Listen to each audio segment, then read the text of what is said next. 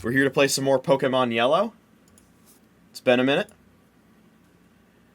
I'm excited to continue, and a little nervous to test what I'll be testing this stream. Because it is going to essentially decide the fate of the rest of this entry on the backlog.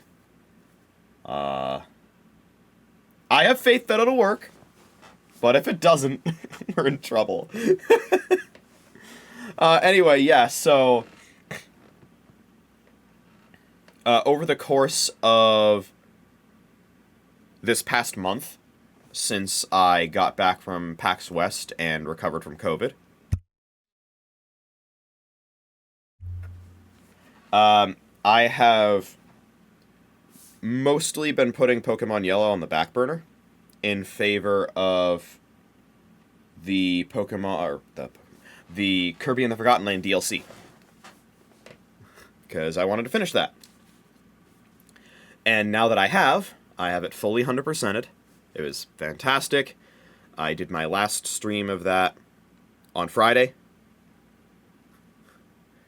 We can return to Pokemon Yellow on the backlog, and that's what we'll be doing right now. Let's get right into it. Elope Pals! I am JoeDan54. And we're going to get right into things. So let's do exactly that. Our first order of business is catching Mewtwo. So we'll be doing that. And we're going to get right into it. And as we do, I will be, as per the usual, setting up this macro.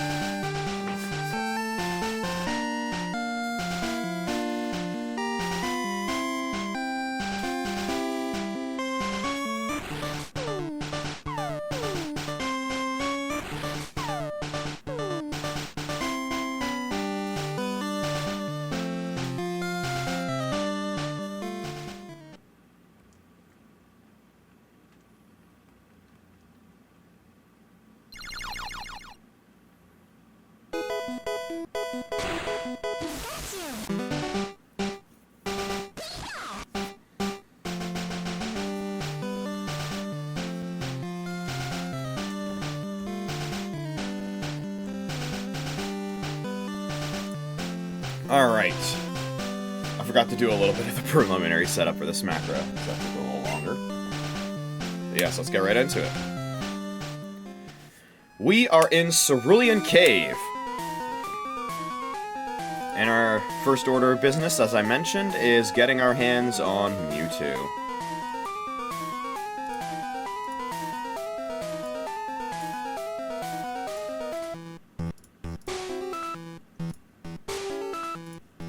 So then, let me get this back up so that I can continue trying to keep track of which held items we've already obtained.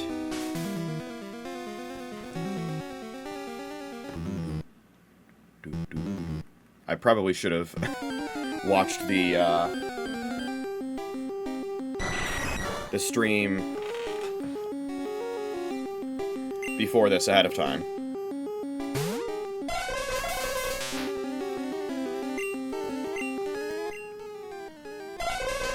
Currently at 177 for Snoutlet.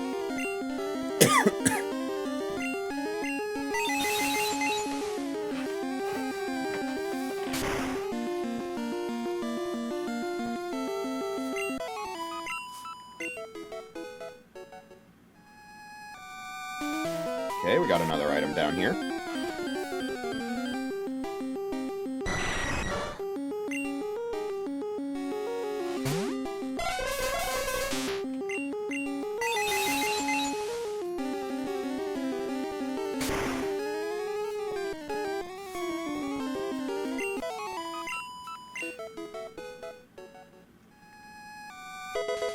And it's a rare candy. What's over here? Ooh. Interesting.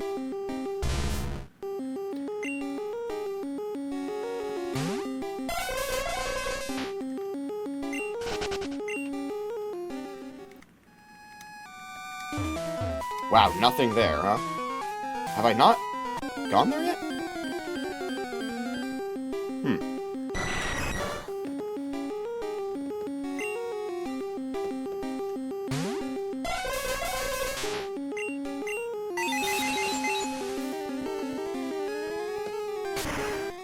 I'm gonna be honest, there's a pretty good chance I don't get every held item in this area, but that's fine.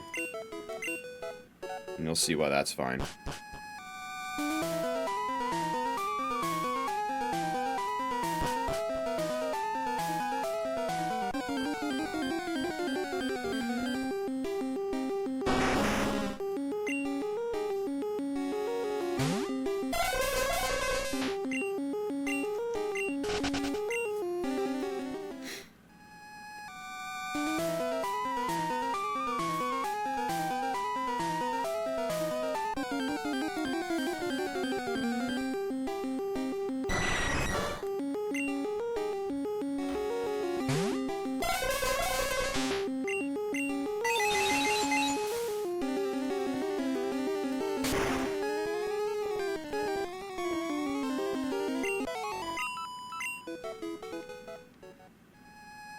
Ah, what do we have here?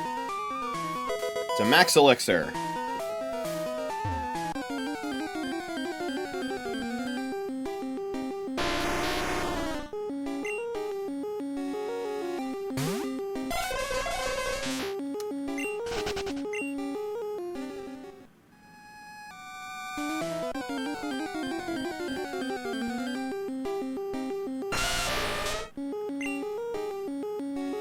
Wow, that's a really high level for a wild Pokemon.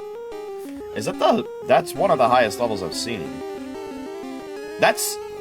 Is that higher level than any of the Pokemon League Pokemon?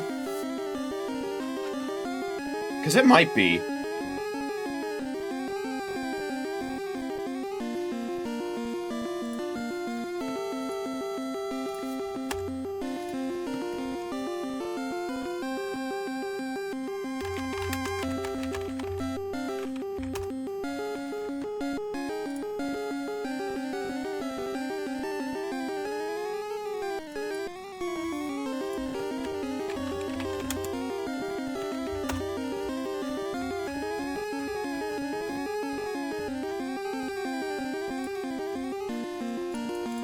Let me see.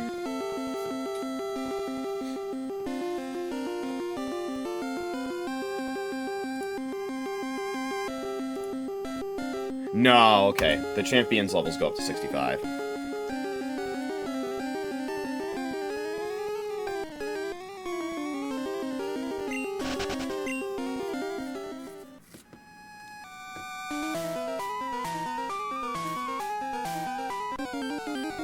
I see another hidden item, or, well, item. Let me see here, though.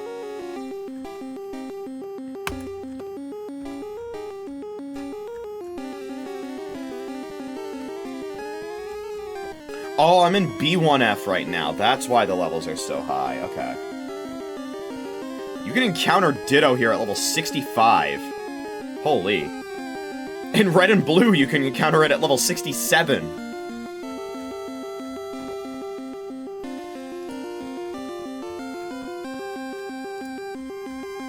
Which, for the record, is higher than the champion's max level in Red and Blue. That's crazy.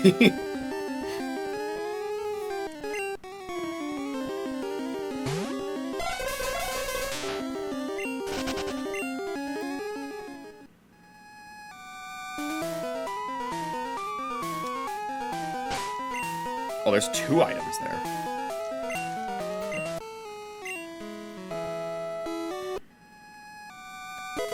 There's a max revive.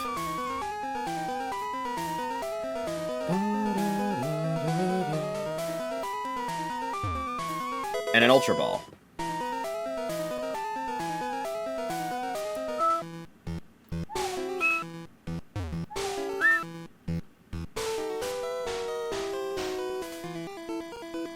Ah, and there's a hidden item next to here as well.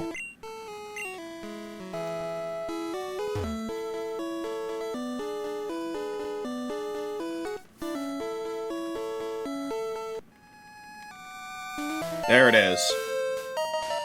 Nice, okay. That is the only hidden item on B1F.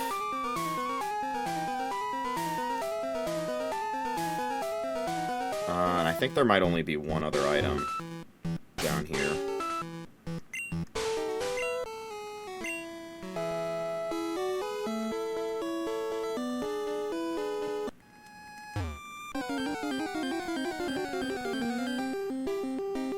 Hello, Chansey. I actually didn't know I could encounter Chansey in Cerulean Cave.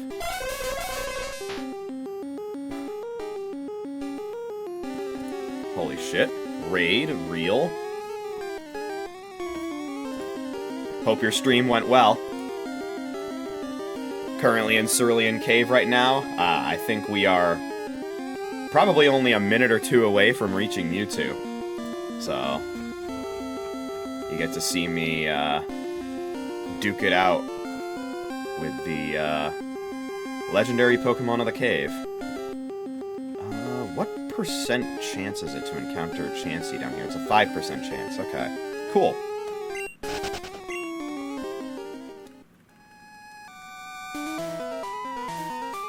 Ah, there we are.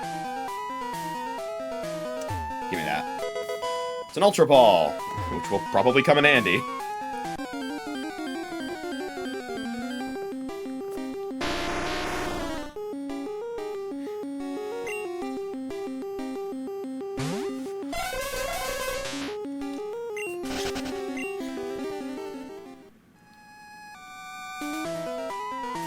Ah, I can see him. There you go. You're playing yellow for the first time here at the SSN? Nice. Since you're at the SSN right now, if I am not mistaken, hold on just a moment.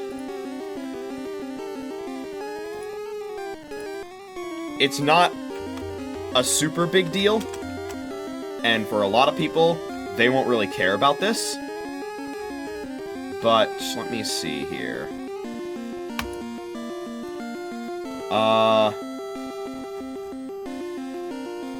I would recommend being very thorough while you're on the SSN and picking up every item that you can there. Because once the ship leaves Vermilion City, those items are gone forever and you can't get them again. So any items that you want in the SSN, make sure you pick them up. And there are some pretty good ones there. The TM for Body Slam, which is one of the best moves in Gen 1, is in the SSN. So that's definitely worth picking up. The TM for Rest is also in the SSN. There's some other decent items in there, too. So, that's my advice. You talk to everybody when you get into a new place and go through every room. Good! You play exactly like I do. Just got Body Slam, there you go. Yeah, I gave Body Slam to one of my Pokemon. And hey, it's Ditto. Ditto will be very important later in this stream. Just you wait. Oh, just you wait.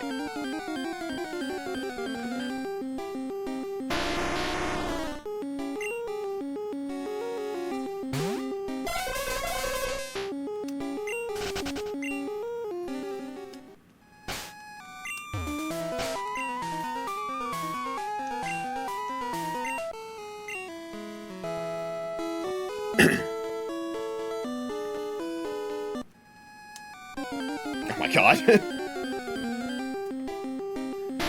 Hold on, Mewtwo. I need to encounter a wild Pokemon right in front of you. I like to imagine he just threw that Graveler at me.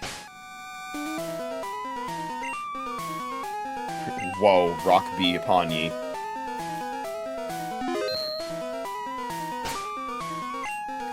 Alright. So let's see here. Who's gonna be a good open versus Mewtwo? I like to think it would be Zocket. Because we probably want to paralyze this Mewtwo.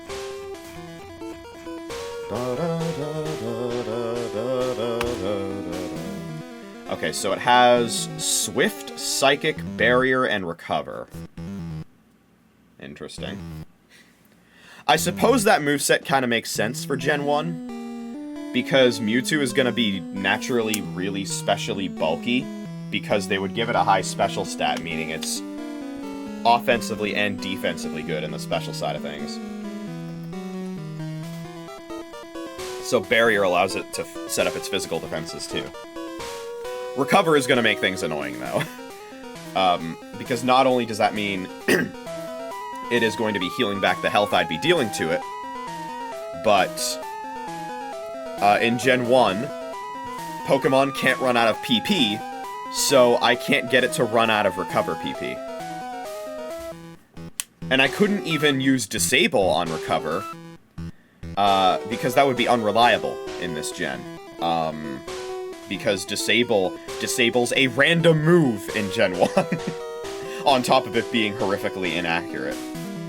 That said, this Mewtwo has no way of unparalyzing itself, so it does seem like opening with Thunder Wave is still a good choice. Alright, let's do this thing!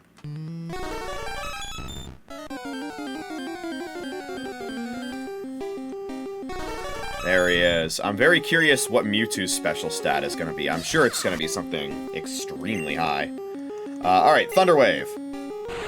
Setting up Barrier right away.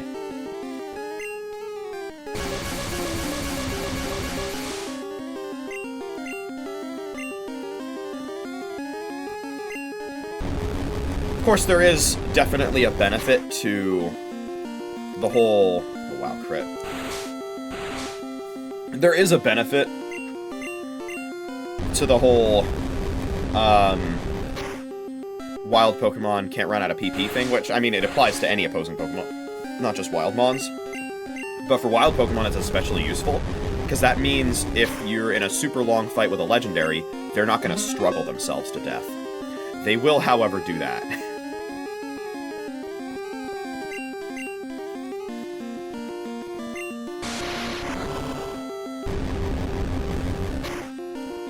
I'm sure the AI that this Mewtwo is programmed for is rather primitive, but I would not be surprised if there's at least some degree of AI in there saying, hey, if you're low on HP, use Recover more often. Alright, let's start throwing balls. We're gonna miss the Pokemon quite a few times, I'm sure. But that's the name of the game.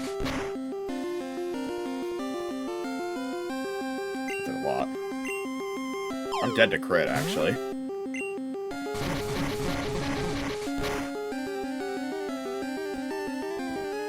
Oh my god, yes I am, in fact, dead to crit! Spoke that one into existence. Okay. I guess I'll bring out my Psychic Resist.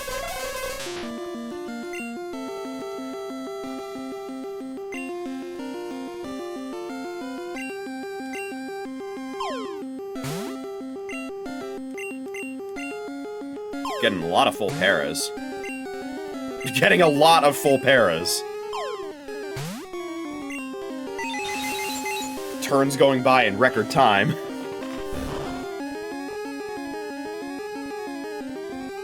Oh my god, these crits.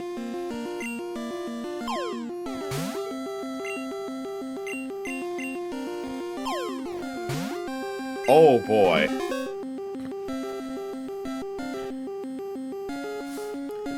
Yeah, I haven't gotten a single hit in there. If I could get... Okay. Alright, if this crits, I think Snowline might be dead. Son of a bitch.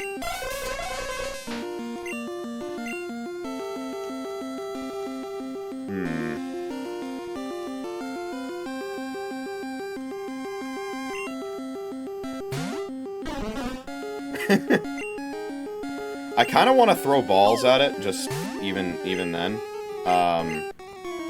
Because it's just going to keep recovering. And there's no way for me to stop it, so...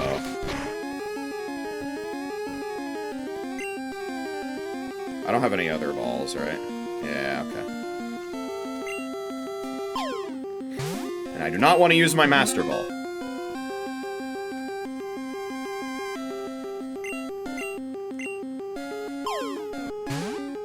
One of these times I'm not gonna miss the ball. Or miss the Pokemon. That's crazy, dude. Okay. Let's go! Oh, that's so silly. I missed like 10 or... I missed like a dozen Ultra Balls in a row.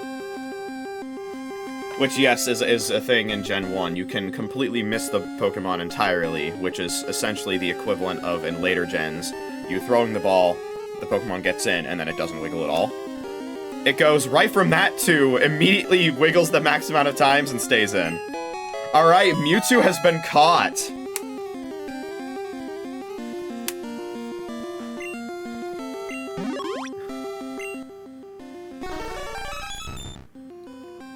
Its DNA is almost the same as Mew's, however its size and disposition are vastly different. The whole bit where Stephen A. Smith was like analyzing if Mewtwo would be good in the NBA. We will be continuing the trend of giving brothership-themed nicknames. I'm not going to elaborate too much on this one because it's spoilers. But I can't think of a better nickname. It's perfect. That's Reclusa! And that is all she wrote for Cerulean Cave in terms of its initial exploration. But we are not done here. Because, of course, this is the best location for level grinding. And, oh, okay. Didn't expect to go back to Pallet Town, but I guess I'll say hi to my mom while I'm here.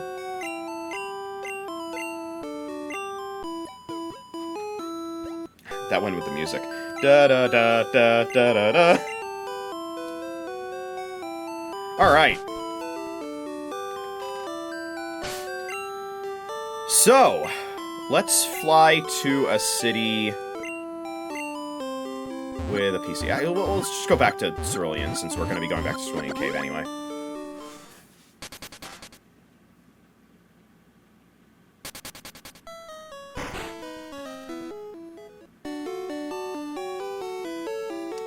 And let's take a look at this Mewtwo.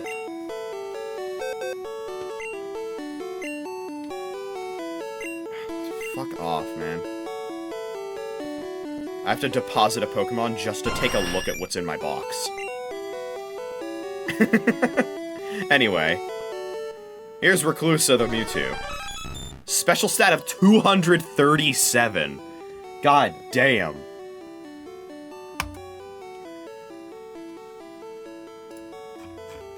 Yeah, that's a powerful boy right there.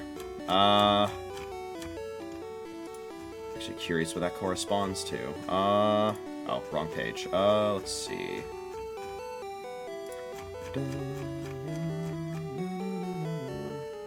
Oh, it's a glitch fight with Erica. Interesting.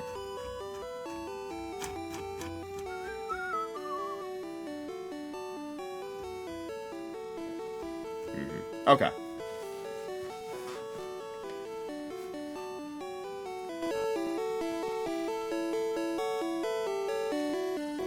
Alright, you can come back, Chillium.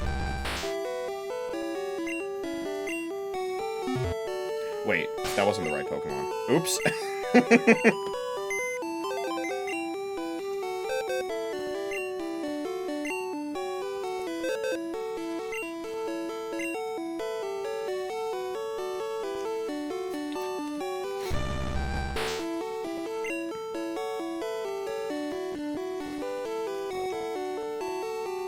Sorry, Snapter!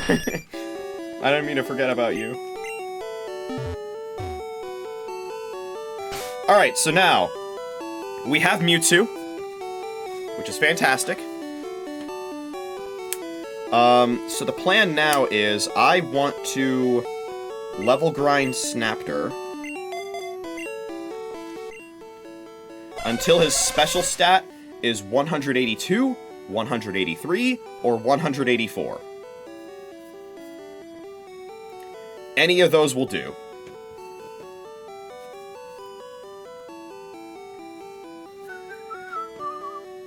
Okay. Additionally, I do want to check one other thing real quick. There is no visual or, like, in-game detectable distinction between key items and regular items.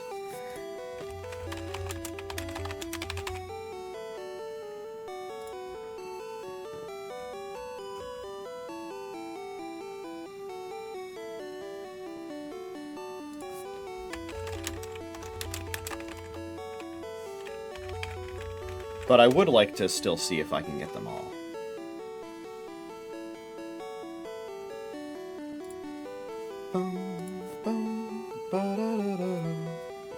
Well, all of them that I can get in a single playthrough. You can't get both the Dome Fossil and the Helix Fossil, of course.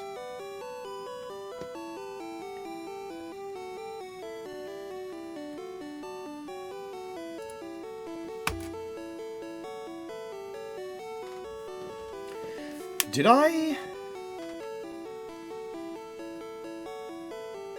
Oh, wait a minute. Did I ever get the old Amber?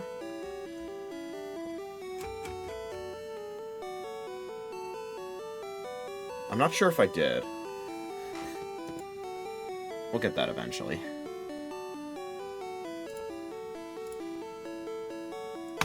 Aside from that, I think we have everything that we could get.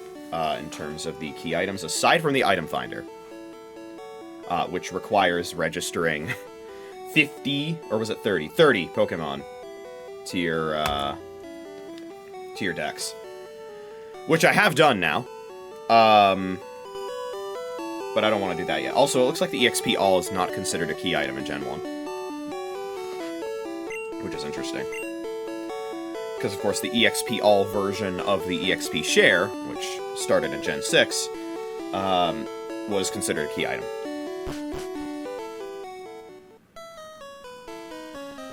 I'll concern myself with the other key items later on. For now, let's head back to Cerulean Cave.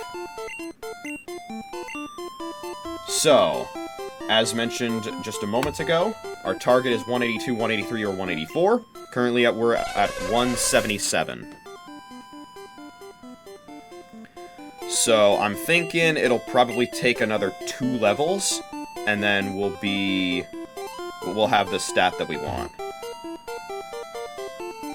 Once again, we need to be very careful around this area. This is, of course, assuming that things are set up the way I hope they are.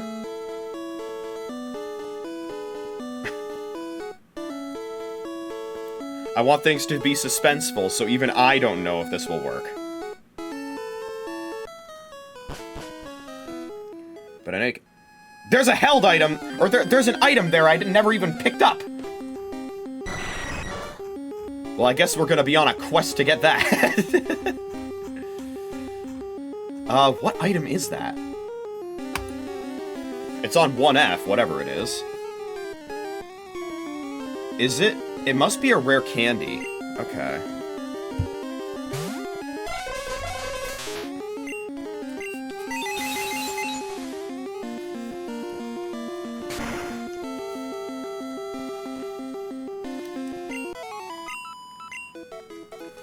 Also, what floor has the highest % chance of encountering Golbat? It's 40% on 1F, 40% on 2F, and 40% on B1F. Okay. It's 40% regardless of what floor you're on. Interesting. It seemed like it was less likely on B1F.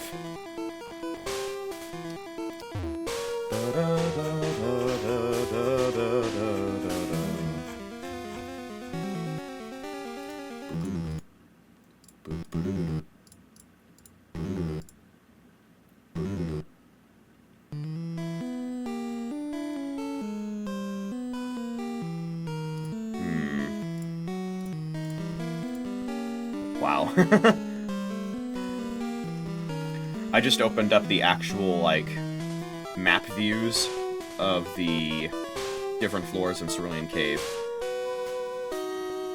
2F on Cerulean Cave, or I guess Unknown Dungeon, as it's also... is it just called Unknown Dungeon in Gen 1?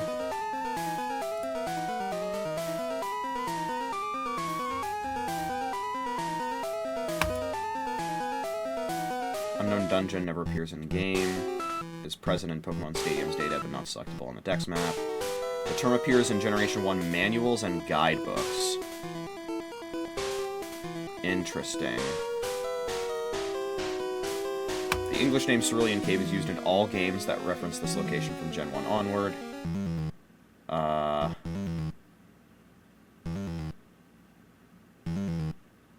Okay, yeah.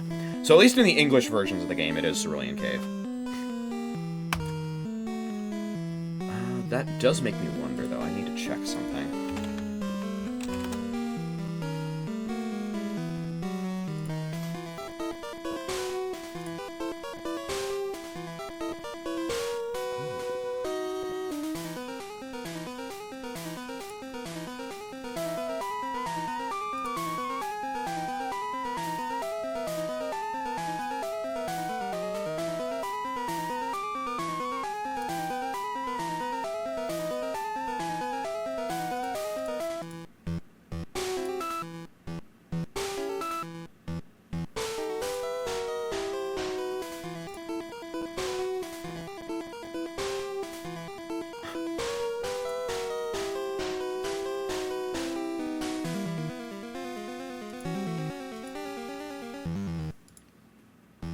Alright, let me go to the manual project.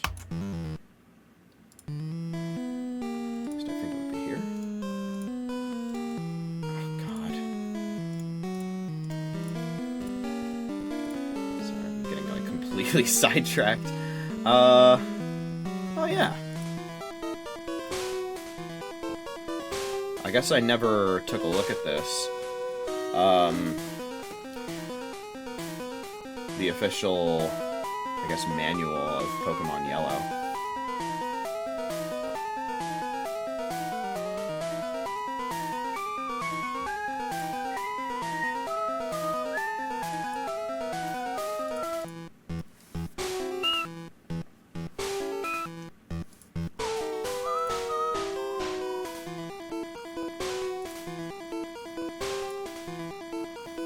Nice.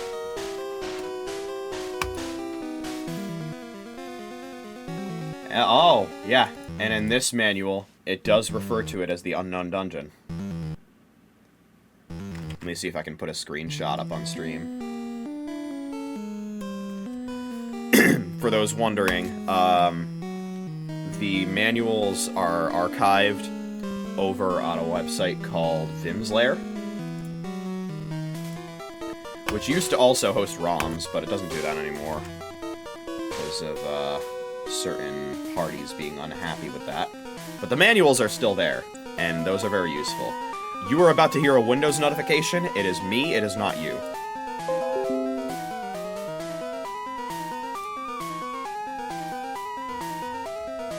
Okay. That's just me saving a screenshot. Don't worry about me.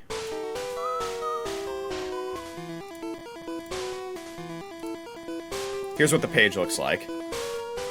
Or I guess the pair of pages. It's a cute little world map.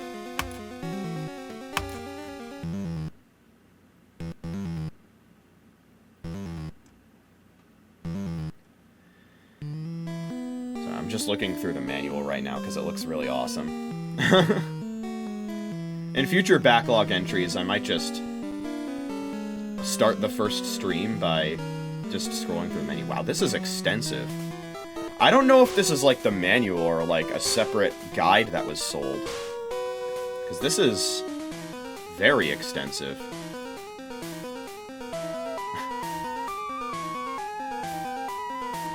And there's like maps of everything here too. That's awesome. Oh, there's a type chart. Let's see if this is accurate.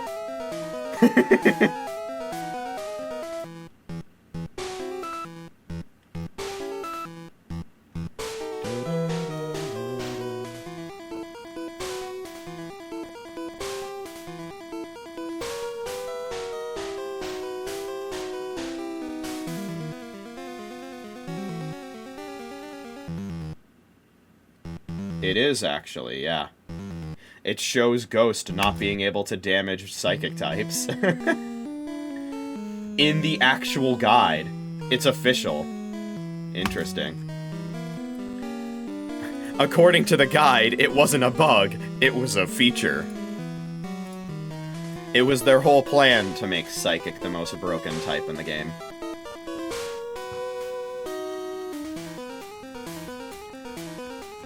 I am getting completely lost in this. This is a really cool looking guide. Anyway. Complete tangent there. But that was cool, I like that. Now then, I need to figure out how to,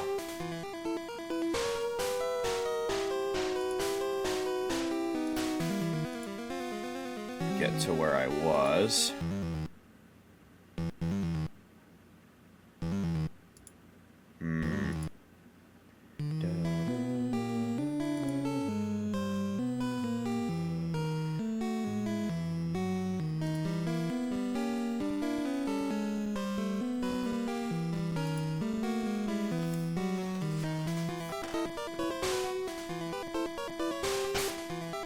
Well, in any case, we might as well get surfing. Because there's only one ladder we have access to here anyway.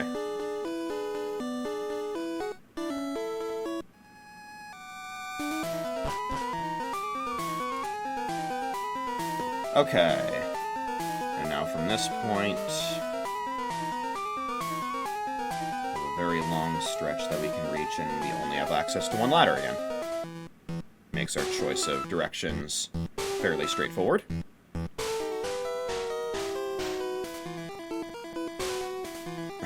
I'm still thinking about the manual. I'm really gonna want to look through that. That's cool. I love old video game manuals.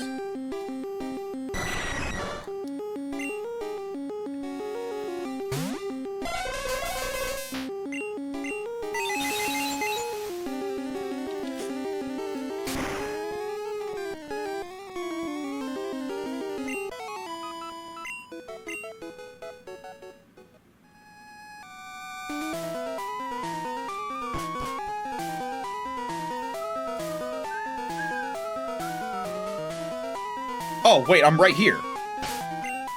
How did I ever pick up this item? Okay.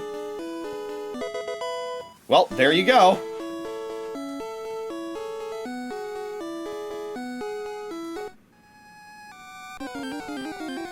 That's so silly.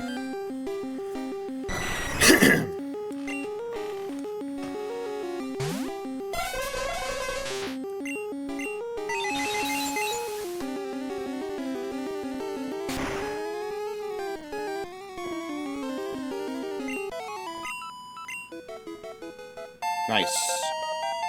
What's our special looking like after that? 181. Ooh. I was not expecting that to go up by 4. That's actually kind of concerning. I might actually end up overshooting. I really, really hope I can get a calcium, and that it's not, like, completely, you know... Okay, I'm actually really concerned now. That's really bad. Okay, well, let's get out of here.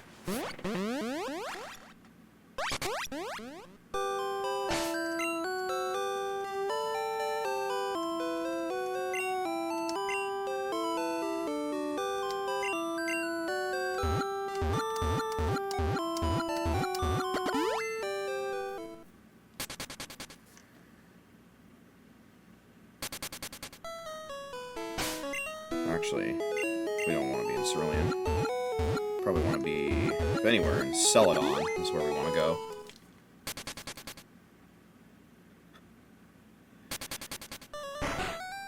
Let me check the PC first. I want to see what items are there.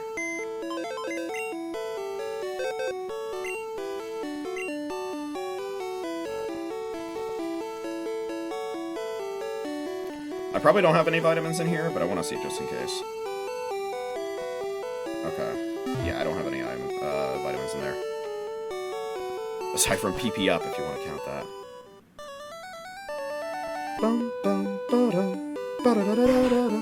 I added the, oh, this isn't the department store. I added the, Red, Blue, and Yellow soundtrack to my music library this, past weekend. And, it was pretty interesting. There was actually an official release of it, but not for sale on digital platforms.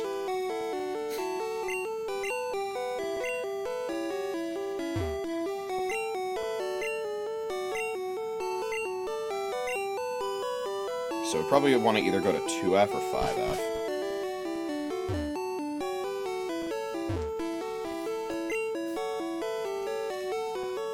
Alright, so tons of TMs.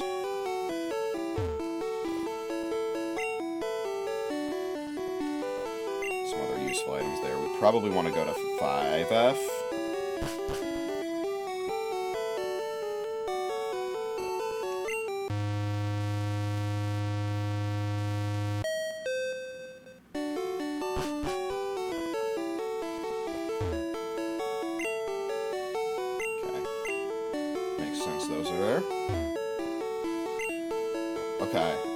Give me a calcium, please. Alright, let's see.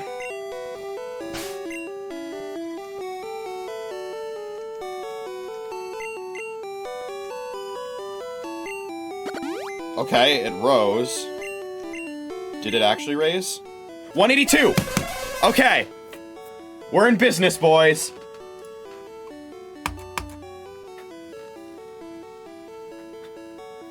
Alright. It's time.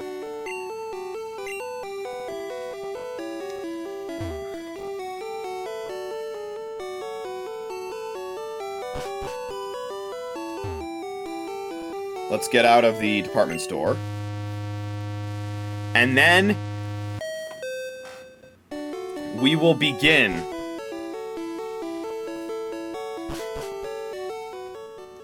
I'm excited and also nervous to see if this will work. I'll be explaining as I go. Basically, a major concern of mine with this Pokédex is that while catching a lot of the Pokémon is going to be relatively straightforward, and it is only one generation's worth of Pokémon, so it's not as extensive as most other Pokémon games. The level grinding that you have to do is an absolute nightmare, because this game doesn't have a good way of speeding things up.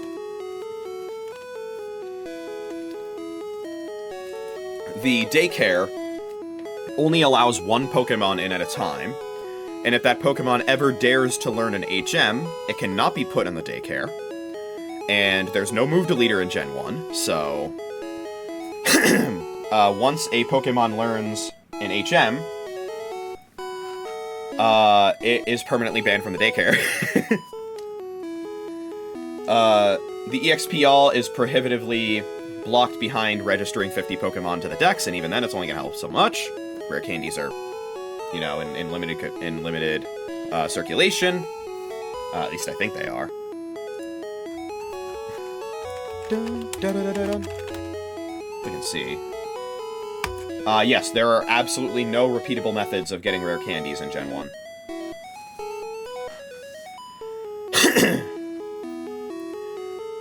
So, I want a way of speeding things up. Normally, that would be done through emulator speed up, but I'm not playing this on emulator. I want to get the full, authentic experience of grinding through everything and experiencing the game as it was intended. Well, maybe I'm not using those words correctly. You see, I have a plan to speed things up. I have a plan to streamline this entire process and make it go by with the snap of a finger. So, what I mentioned there about rare candies being in limited circulation, the concept of limited circulation is a mere suggestion as long as the glitch we're about to perform works. So, you guys might be familiar with Missing No. It is possibly the most famous video game glitch of all time, like right up there with the Minus World from Super Mario Bros. However, the version that has captured the hearts and minds of the Pokémon community is not the version of Missing No that we're going to be after.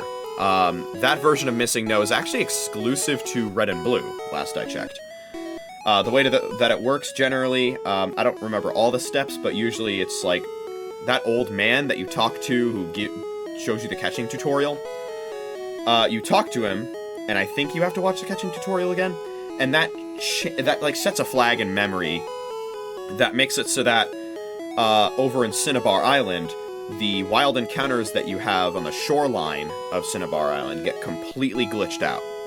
And there's a chance of encountering a Pokemon known as Missing No, who has a number of different effects, most notably, the 6th item in your bag gets maximized in terms of how many you have in your bag.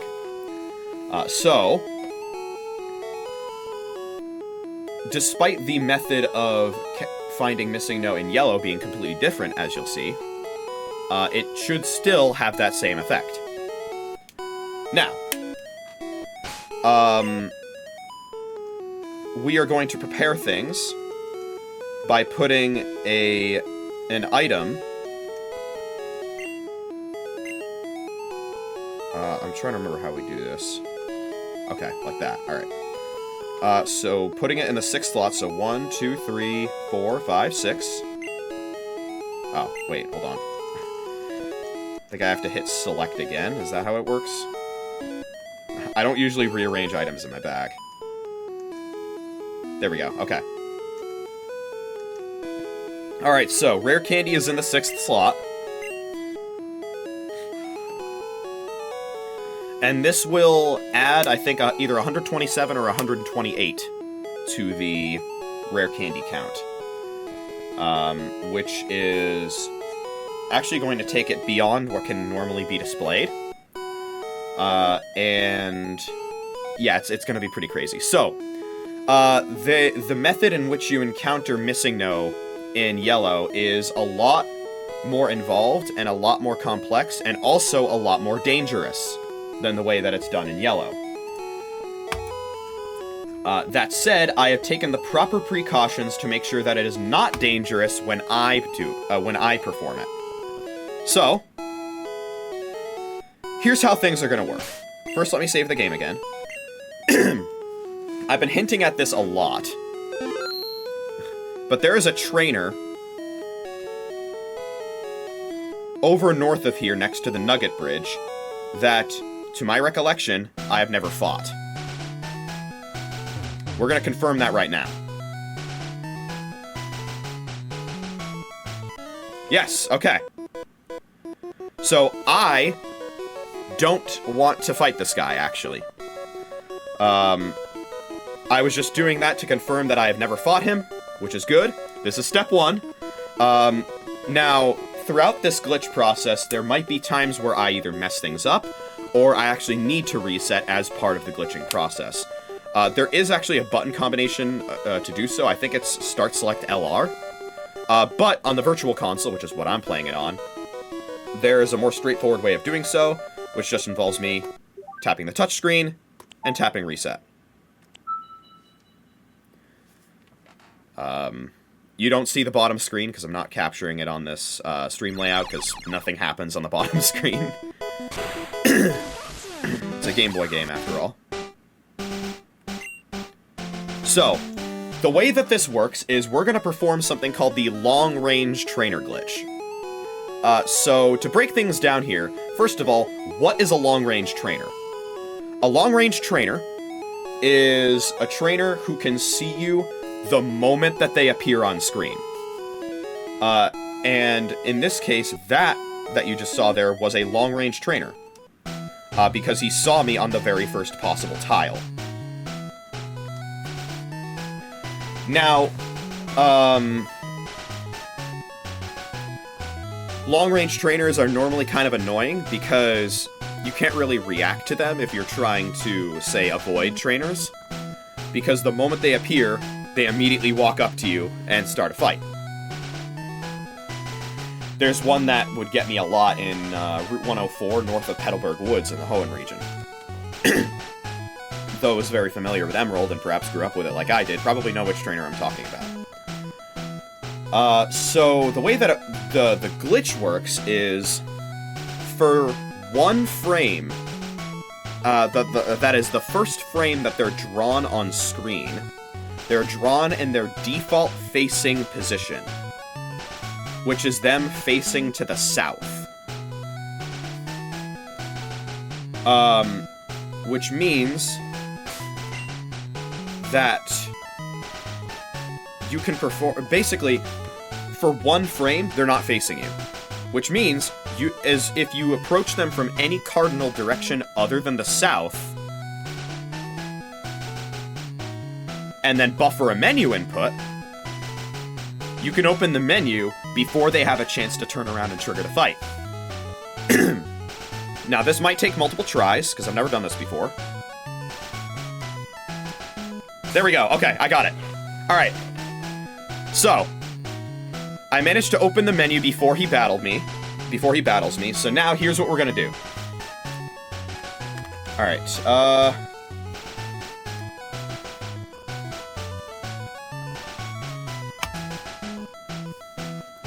So, what we're gonna do now is, we're gonna fly away. We're gonna troll the ever-living hell out of this guy. We're gonna say, no, I don't actually want to fight you. I want to go to... Fuchsia City. See ya! Oh, it looks so funny. He's like, do-do-do-do-do, and then you just fly away. Oh, it's great. Okay, so, now the game is kind of in a weird state. The A and B buttons, and the start button aren't gonna be working properly. I'm pressing start right now and it's not opening the menu. The X button is actually mapped to the start button in this version of the Virtual Console. That's also not working. The A and B buttons are also gonna be limited. The reason for this is the game is currently still desperately trying to get that NPC to walk up to me, or to just walk in general. It's trying to perform an NPC movement action script. And it can't. It's trying to run that function, and it can't, because there isn't an NPC on the screen that it can get to move. And because of that, my buttons aren't gonna be responding in-game properly.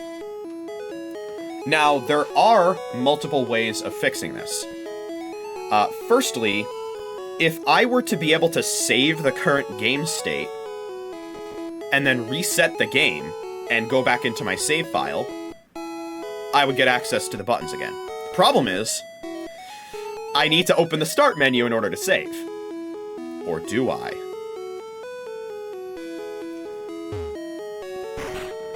Turns out, there's one other way to save the game. The buttons still work on a PC in the Pokémon Center. And we can get the game to save by going to Bill's PC and choosing the Change Box option. When you change a Pokémon box, data will be saved.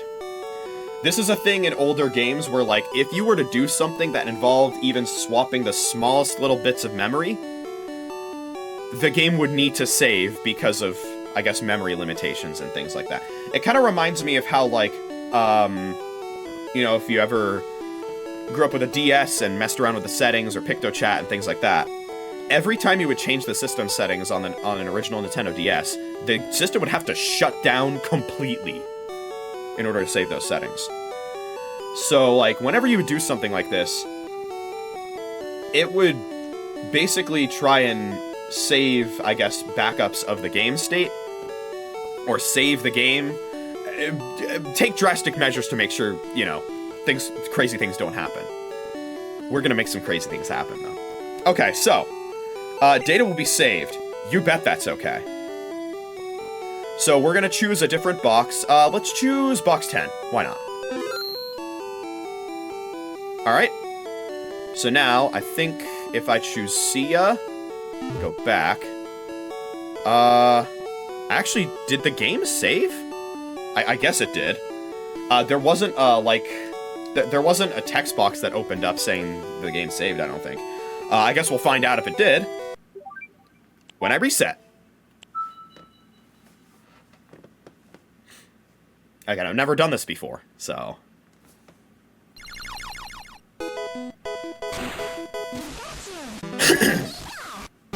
So now we're gonna re-enter the game. We're in front of the PC. And I can open the menu again! Now, the start A and B buttons are working again, which is great. But there's still a problem. The game still wants to get that NPC to walk up to me. It's like, okay, sure, fine. The whole do-do-do-do-do thing is done. But I still think you want to battle a trainer, don't you? I still want that action script to run. So, there are multiple ways to get an NPC action movement script to run in this current state. Firstly, there could potentially be another trainer that you can fight on the overworld. In a different area entirely, who you can get to walk up to you, challenge you to a fight, finish the fight one way or another. You can even lose the fight and it'll still work, just so long as the trainer walks up to you, and that'll count as running that action script. There are two problems with this. First of all, you need the trainer to walk up to you. If you're directly next to them, and they can't walk up to you, actually soft locks the game. Secondly, this is a non-renewable method. Once you run out of trainers that can walk up to you, what do? There's another method. Beating the entire Elite Four and Champion. Because Professor Oak walks at the end of it, which counts as the NPC action movement script. That's a little tedious, isn't it? Even if you have a very high-level team. There is a better way, and it's the reason I flew to Fuchsia City.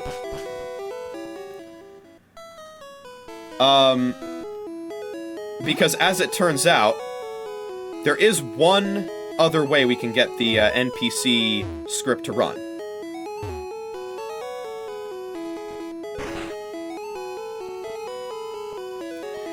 Because strength boulders...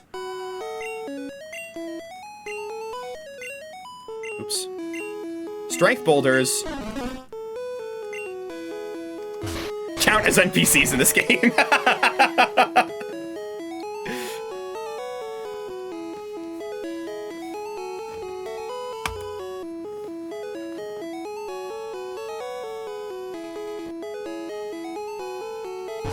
And the most easily accessible one is in the Safari Zone Warden's house, which is why we went to Fuchsia City.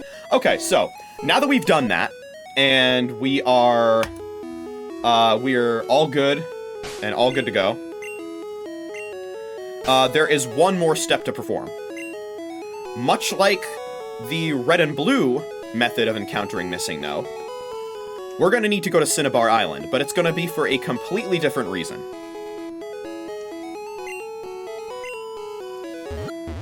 We want to go to the Pokémon Mansion and encounter a Ditto. The reason for this is because this long-range trainer glitch, when we go back to that route, the moment we step foot in that route, it is going to trigger a fight. A glitched fight that's stored in the game's memory. And that glitched fight is actually going to be different based on the special stat of the last Pokemon that you fought. And the easiest way to guarantee an encounter that you want is to guarantee a special stat that you want. And the easiest way to do that is to get a Ditto to transform into one of your own Pokemon that has the special stat that you want. Now, we want to encounter Missing No, and there's actually a huge amount of special stats that allow you to encounter Missing No. A ton of them. Like a sizable percentage of possible special stats will give you Missing No. The problem is, all of them crash the game except for 3. 182, 183, and 184. Those are safe. The reason being, Missing No looks a little different. He's not looking too good in Pokemon Yellow. Let's pull up his sprite data from Red and Blue for comparison here real quick. I don't know if I can paste images into OBS. I cannot. Okay. Oops. In case you wanted to see a close-up of what's happening right now in the Smackro.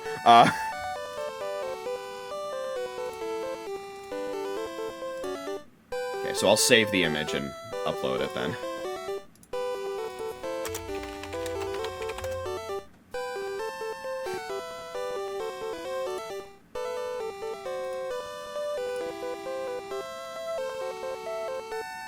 Hold on. Nice try, you're not gonna... Uh-oh. Did I? Uh-oh. Oh no, okay, we're fine. I thought I accidentally saved one of them as a WebP. Alright, so. Here's what Missing No looks like in Red and Blue. It's what you'd expect. It's what you're probably familiar with. Kind of like a backwards L shape. It's got like these indigo-ish blue pixels. It almost looks like there's like a monkey face on the top. It kind of looks like Bonzi Buddy. Then you have Missing No in Pokemon Yellow. He's not looking too great. He's seen better days. It's just a garbled mess of pixels that doesn't even look like anything. It doesn't necessarily mean anything. There are plenty of other safe-to-encounter broken sprites in the game through other glitches. But it's just sort of, I guess, a metaphor for Missing No's unstable, broken state in Pokemon Yellow. And the fact that when you encounter him in a safe manner, he has a proper sprite. 182, 183, 184... they gather their sprite data from actual in-game sources, 2 of which I don't think you can usually see in-game, or at least it's uncommon to see them in-game. There might be a way to do so, but I actually don't know how you do it. So, what we're going to do now is Snoutlet, who currently has a special stat of 182, which is in the safe range, is gonna be our Ditto reference. Ditto is gonna look at that Snoutlet and say, yeah, let's become that. It doesn't matter what Pokemon we encounter along the way, as long as the last thing that we encounter in this Pokemon Mansion is a Ditto. Which is why if you're performing this glitch, another thing that you're gonna want is a Pokemon with Dig, or perhaps an escape rope.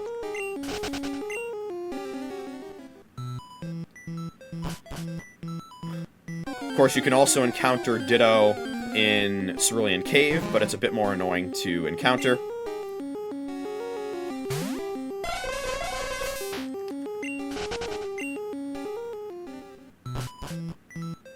Oh, whoops, wrong way.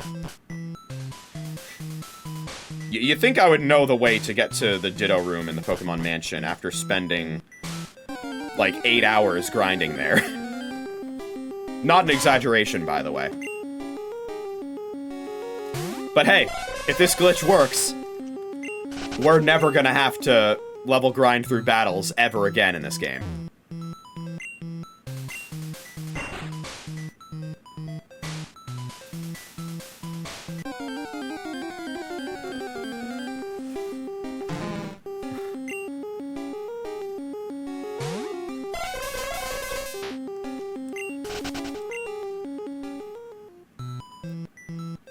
Drop down, no glider redeploy needed. The encounter rate here is exceptionally high. Interesting. Ditto, of course, is not a guaranteed encounter on the bottom floor, so we may need to run around for a little bit until Ditto shows up. Ditto also, funnily enough, is a very low level compared to all the other potential Pokemon that you can encounter on the bottom floor.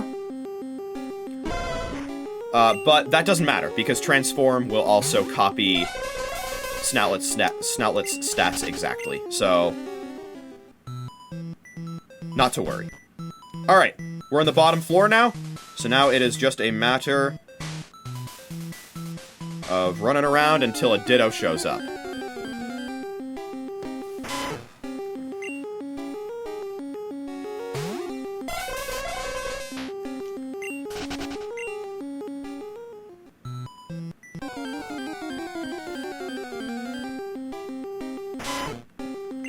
Unfortunately, there is no inverse. There's no inverse repel manipulation trick, where you only want to encounter low-level Pokemon. There's nothing like that. Hey, there we go. Okay, so now that I think about it, I probably shouldn't have had Snoutlet out in front because I'm just gonna like kill it. So. Oops, miss, please. Thank you. Okay, awesome. Perfect. All according to plan. Ditto is transformed into Hypno. Now we can end the fight however we want. I think running should still work here. Because Ditto will still count as the last Pokemon that we fought. The battle is ended. Should still count. We're gonna use Dig to get out of here.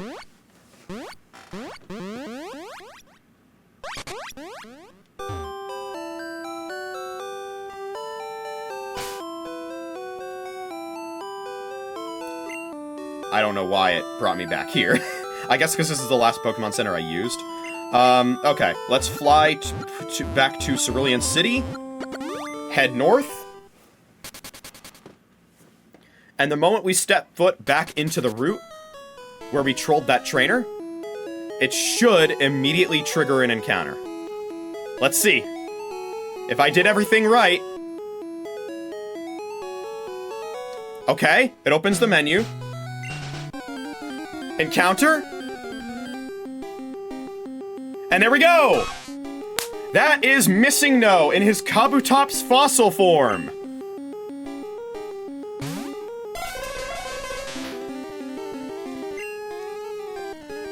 And we have an absolute fuck ton of rare candies now. Amazing. Okay. So, I actually do not plan on capturing this Missing No. I just wanted to encounter it. And the glitch state of any portion of this game should be reset now. And, if I'm not mistaken, that long-range trainer still is considered to have not been battled yet.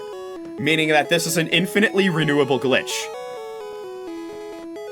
So, with our massive amount of rare candies now, what tile even is that? Looks like an ice cube floating in water. All of our woes about grinding are now non-existent. I can't believe I did everything right on the first try.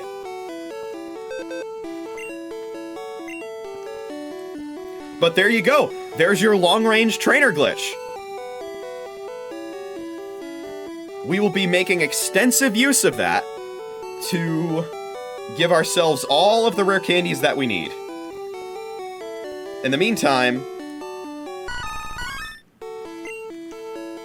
let's, oh, right, I need to change boxes now. So, by the way, there are some consequences for doing this glitch. I believe even despite the fact that I did not catch Missing No, I have no intention of catching Missing No. You don't need to, in order for this glitch to work. You don't even need to defeat it. You can just run from it. If I were to enter the Hall of Fame again, it will be completely glitched out. Additionally, so this glitch is often also known as the Mew glitch. And the reason for that is simple. It's the easiest way of encountering Mew in the game. But Game Freak is keenly aware of the Mew glitch. And because of that, if you were to catch Mew in this game, and then try and transfer it to one of the new games using Poké Transporter, Poké Transporter will actually block the transfer of that Mew. And I wouldn't be surprised if it blocks the transfer of any other Pokemon caught using the long-range trainer glitch.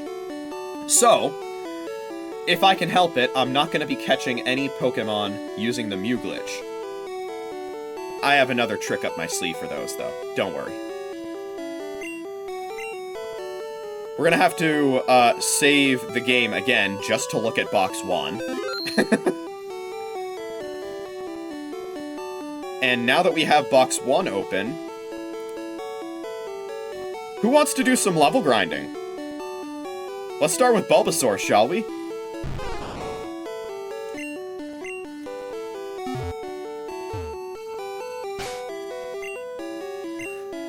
Let's start filling in some pages!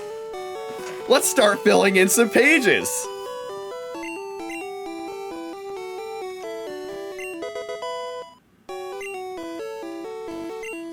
Bulbasaur is trying to learn growth.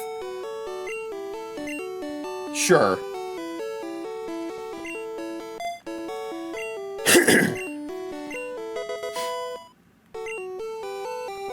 Alright. It's time for us to, watch a whole lot of evolutions. I hope you guys are gonna enjoy this. I know I am.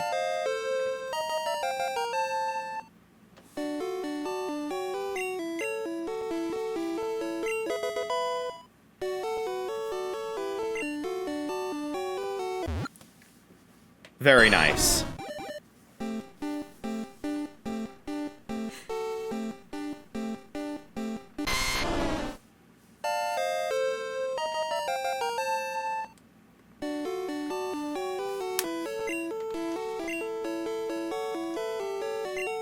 Charmander, you're up next.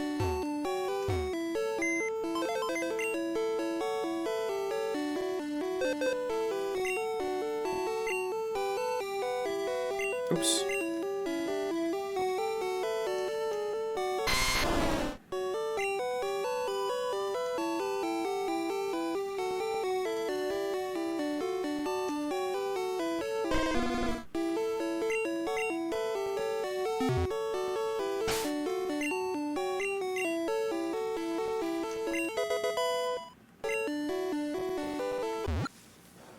But a little.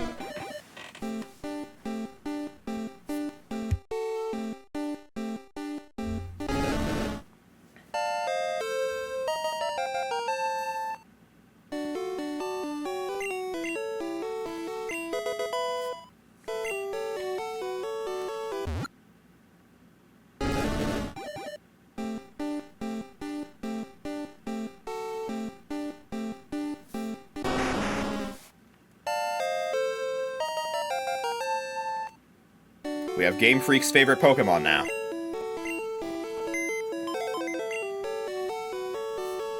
Now that I think about it, I don't think I've ever actually used Charizard in a Pokemon game. Because I only would have ever used it in Pokemon X or one of the Kanto games. And in Pokemon X, when I played it when I was a kid, I did not choose Charmander. I don't remember what I chose. I think I chose Squirtle. Then when I played through Fire Red, I started with Squirtle. And, of course, all the other Gen 1 games that I've played, well, not necessarily Gen 1, all the other Kanto games that I've played, you don't actually use one of the traditional 3 starters. It would all be situations like Yellow, or Let's Go Eevee. Whoops. Don't want to do that. Don't want to do that yet, at the very least. Actually, hold on. Go back, go back. What is this? Access Pokemon League site. Access the Hall of Fame list. Huh. Interesting. Well, it's good to know that the Hall of Fame that I already did isn't glitched out. Hi, Professor Oak. Let's talk to you too.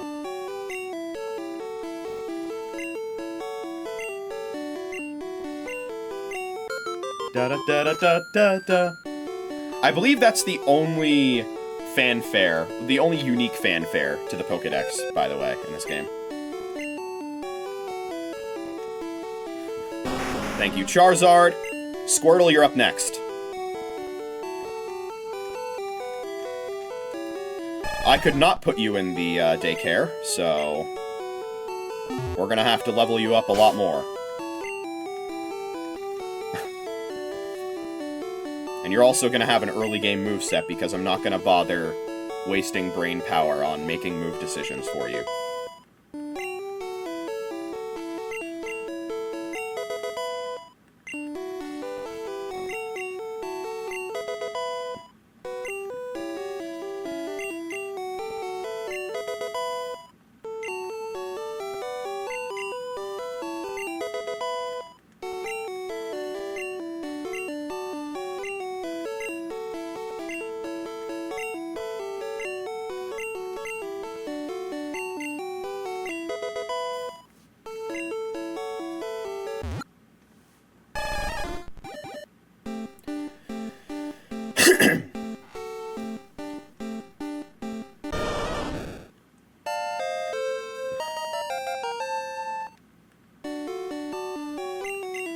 Yeah, there are a few Pokemon in this game that level grinding them would just be an absolute nightmare. Obviously, the first one that comes to mind is the Dragonite evolutionary line, because that one gets its final stage at level 55. I would not want to grind a Dratini all the way up to level 55.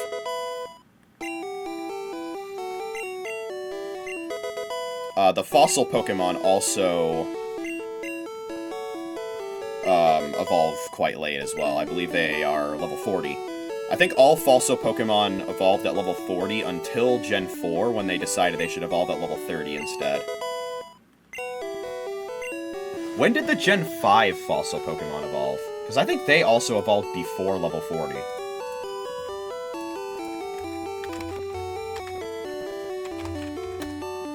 Yeah, level 37. I thought it was 37. I had, like, a vague memory of it being level 37. Because I used Caracosta in my playthrough of Pokemon White. Good Pokemon, by the way. I liked using Caracosta.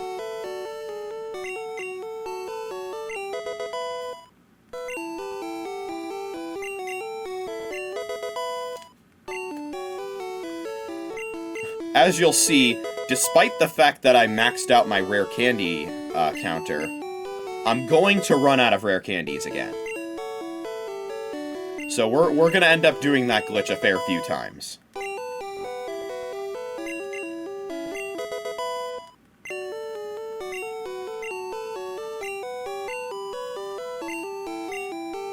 That said, during the Pokédex completion process, I am most likely going to still... I'm gonna still give myself the self-imposed restriction of, if I can catch it, I will catch it. Basically, let's say, I'll use this as an example just because this was relevant in Brilliant Diamond. This wouldn't be relevant in Yellow because this Pokemon isn't in Yellow, but it still works. Let's say I can encounter a level 35 Wailmer in the wild. Well, I just need to level it up 5 times, and I also register Wailord to the dex. But Wailord itself is also a 1% encounter on that same route. With this restriction, I have to also catch Wailord rather than doing the level grinding.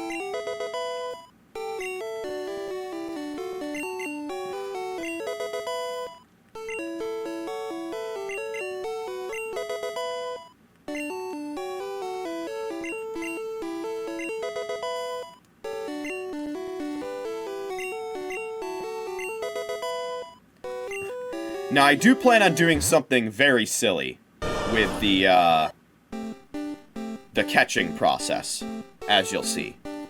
But I won't be doing that until we run out of Ultra Balls, because I want to run out of Ultra Balls, because I want to free up an item slot in my bag. I have 28 of them here. We now have ourselves a Blastoise.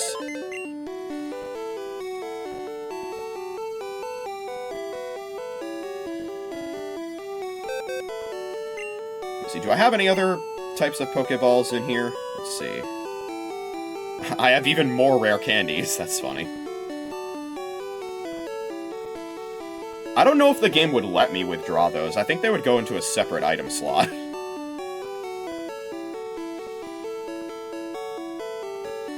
I can also clone my my Nuggets if I want. Yes, I do plan on cloning my Master Balls.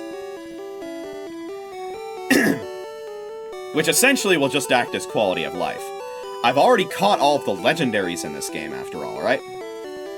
So it's not like this would make things infinitely easier for me, because all of the most difficult Pokemon to catch I've already caught with non-Master Balls. And, seeing as Gen 1 does not allow you to hold items with your Pokemon, it's not like I can transfer these Master Balls to other generations, anyway. It will be self-contained to this game. And the glitches themselves, being built into the game, I consider this to be completely legit. Because it is allowed within the confines of the game. And the game itself, I am not playing competitively. You can come to your own conclusions and your own opinions about that. I'm sure we may disagree, but that's my stance on it. You're allowed to have your own opinion.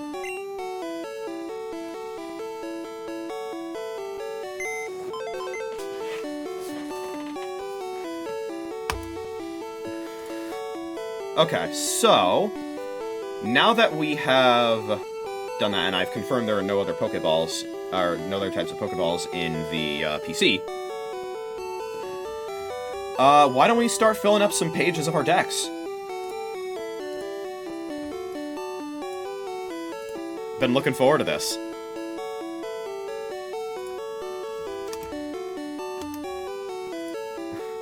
Alright.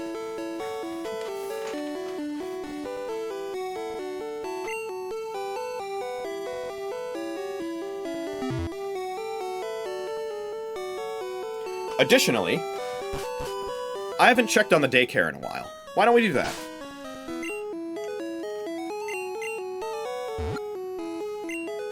I'm trying to remember what route the daycare was on. I think it's either south of here or south of Saffron.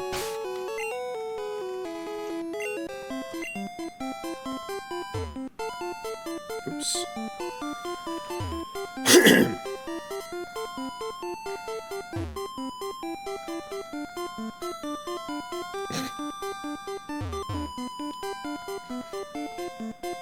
Some of these cities are such a pain to navigate through.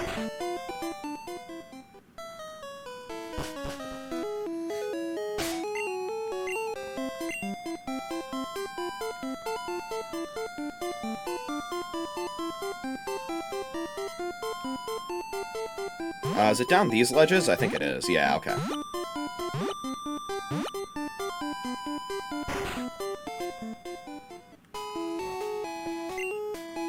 By level, it's grown by 11. I don't remember what level I encountered it at, but I may be able to easily figure that out.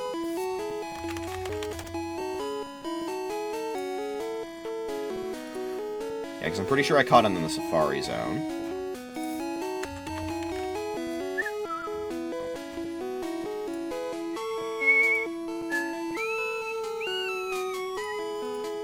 It would either be level 19 or level 16.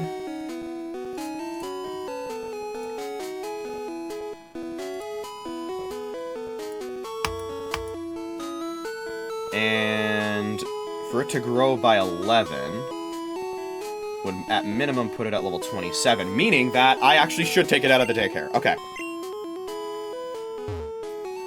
But we have a problem, I forgot. I need to actually have room in my party for it, because this game does not let you deposit Pokemon unless you have space in your party. Also, I probably should have flown a Cerulean instead. fine, I guess.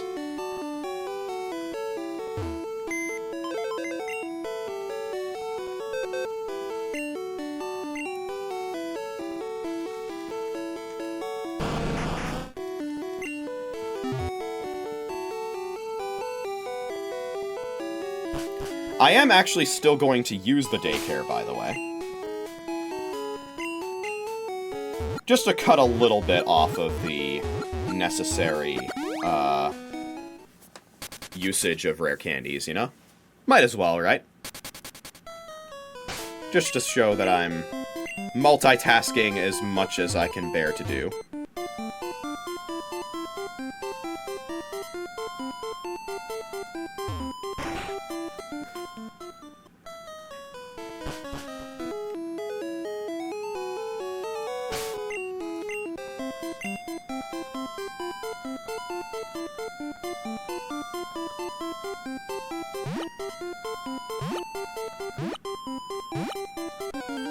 Which means that we are also going to have to go all the way back with another Pokemon that we want to get.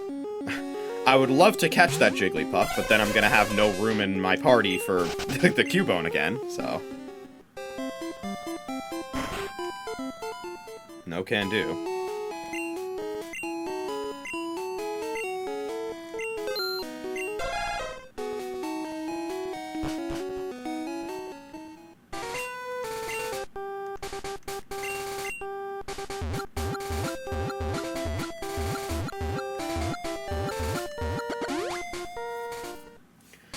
Alright, so, let's see. Who else should go in the daycare?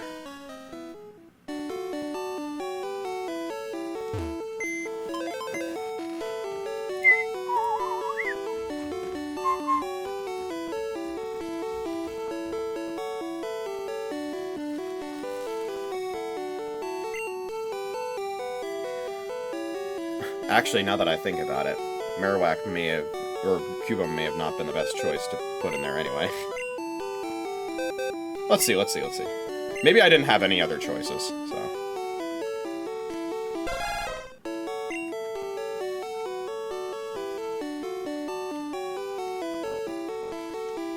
Looking at this now, yeah, I don't think I did. And I don't think I do. Well, actually, no, HM Symbiote is probably a good pick. Wait, no, because it knows an HM, so it can't go in the daycare. God, this game sucks.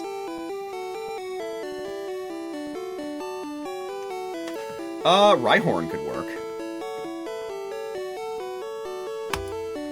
Although, it also wouldn't be super necessary. Okay, let's just go out and start catching Pokemon.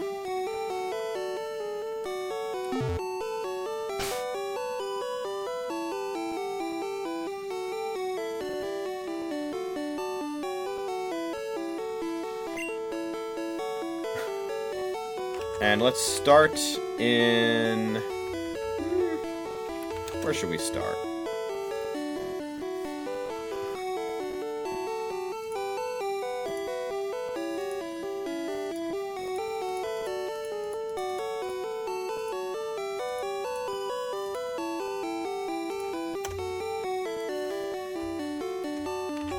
This might make a Windows error sound. This won't be you, this will be me. Okay. We're fine. Okay. Well, I suppose if we're gonna be doing some Pokédex work... Fuck you, NPC. Kill yourself.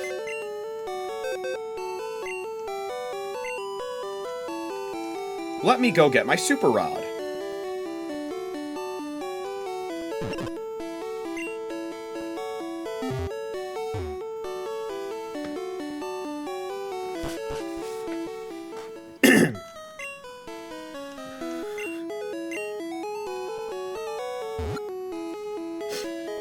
And, let's fly over to Viridian City.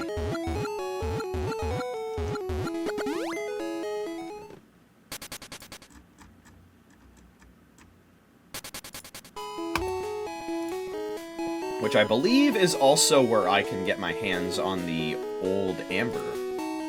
So we might as well do that while we're here, too. Wait, no, that's Pewter City, sorry. We'll be getting it soon anyway. Although I will need the cut HM. In any case, I believe, at least according to what I have written down, there should be some water available in Viridian City somewhere. And it is through this water that we can catch ourselves a Poliwag.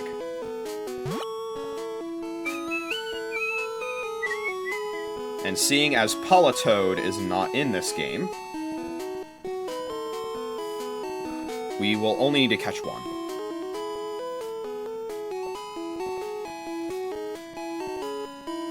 Ah, there we go.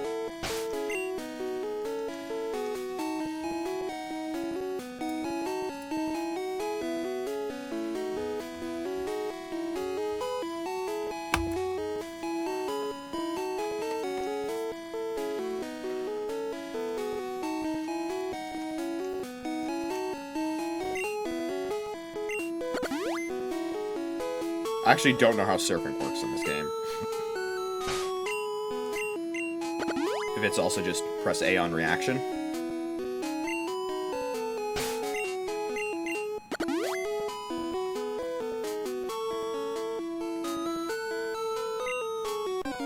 Okay. Of course, you don't have a Pokemon ability like, say, Sticky Hold or Suction Cups to make bites more likely. The hooked Poliwag attacked. I know there's a famous glitch in this gen involving a hooked Metapod. I don't know the context for it, though. Hello, Poliwag! I actually did not know if it would be a guaranteed Poliwag or not. And it still might not be. Let me actually see. What are the chances? How lucky did I get? Oh, with a Super Rod, it is a 100% chance. I did write down, like, optimal completion plans, so whatever was the highest percent chance is, I think, what I went for. So... yeah, okay.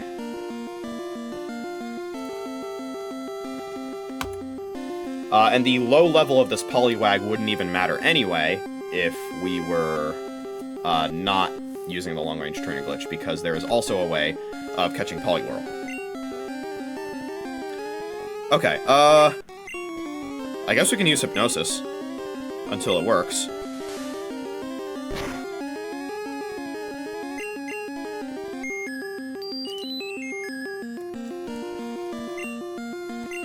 Should give us a pretty good shot at catching it first try.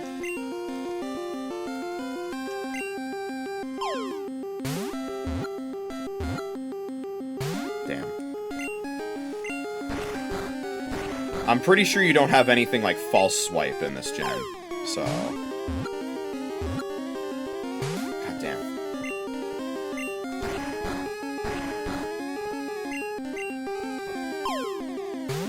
So if it's a super weak Pokemon, I don't really have a safe way of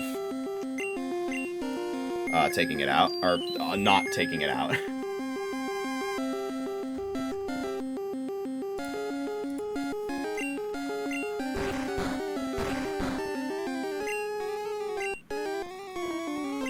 Oh, what am I doing, you idiot? Well, that's a wasted sleep turn. Nice. Alright.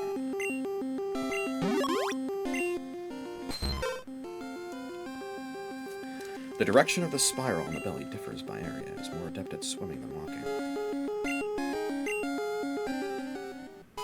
Cool. Okay.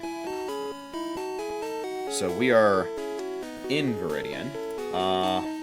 Is there anything else in Viridian that we should catch here? No, okay. Let me go to the Pokemon Center here, because I am curious about something. I would also like to heal.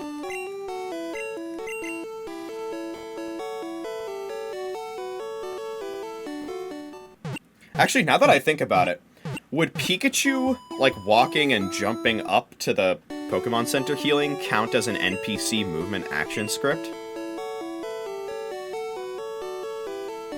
I wonder.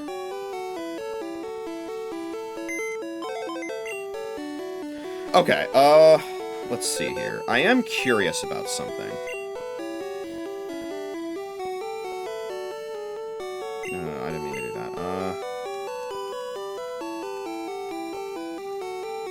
There are actually way fewer Pokemon in here than I thought.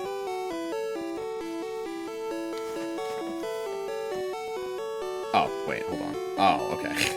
Never mind, I'm looking at my party. I'm like, why are there so few Pokemon in here? This is a pretty big list, and I'm a little concerned about something.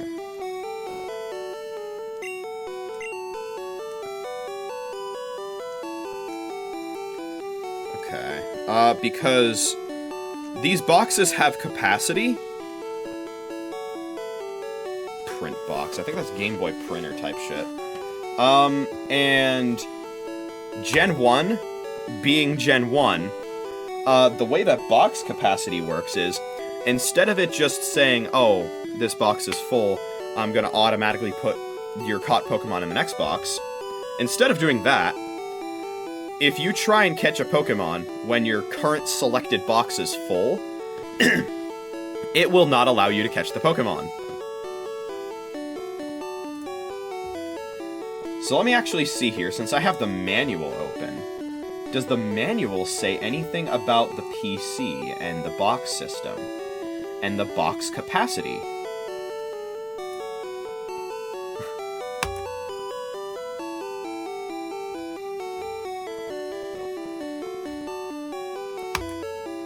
Well, there's a whole section here about printing Pokédex data.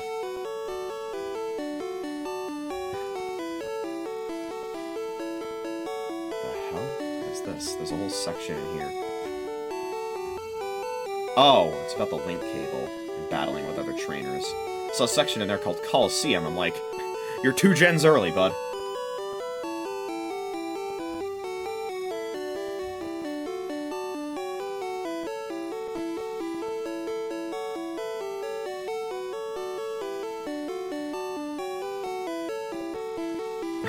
Rare Pokemon. In each game, there's a Pokemon that appears only once. If you do not capture it the first time, you will never have the chance to capture it again. Which is fucked up, by the way. What's more fucked up is the fact that, in this section, the Pokemon that it chooses to, like, put next to this section here are Zubat and Abra. Yeah, if you don't catch those the first time, never again. Okay, here we go. How to use a Pokemon box. There are 12 boxes in which you may store Pokemon. Newly captured Pokemon will be stored in the currently selected box. When a box is full, you must change boxes. If your Pokemon box is full, you will not be able to keep Pokemon that you capture. Yeah, if you select a Pokeball in battle and the box is full, it won't let you select the Pokeball. It does not tell me what the box capacity is. That seems kind of important.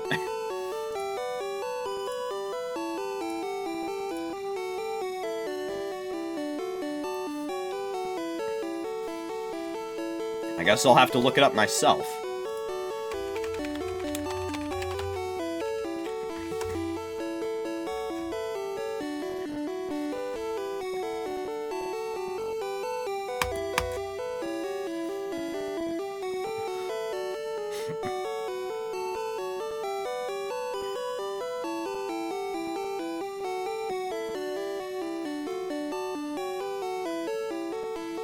Apparently this is also a limitation in Gen 2.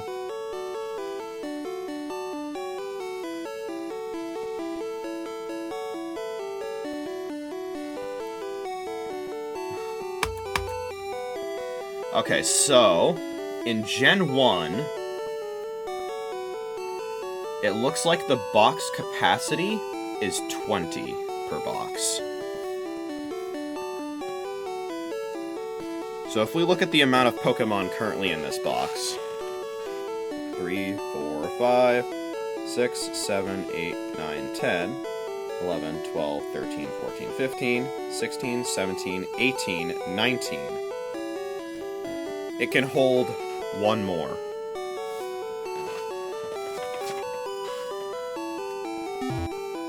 Interesting.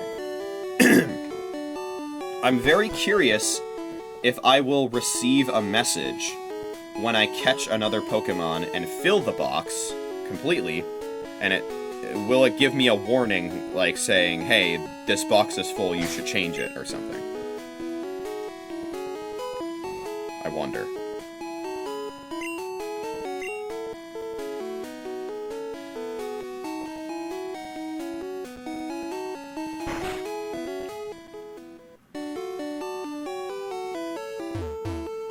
Also, I only have 5 Pokemon in my party right now for some reason.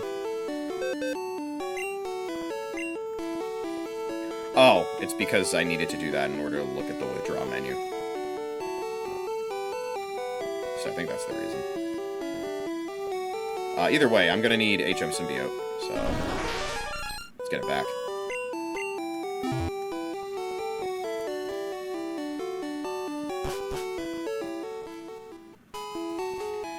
Alright.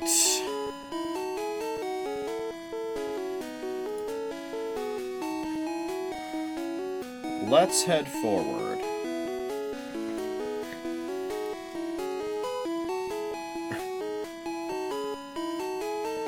I'm like foregoing a lot of Bulbapedia now because of this really nice looking world map that's in the manual.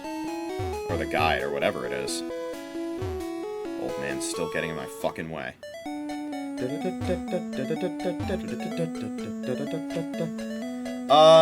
Is there anything we want to catch in Route 2?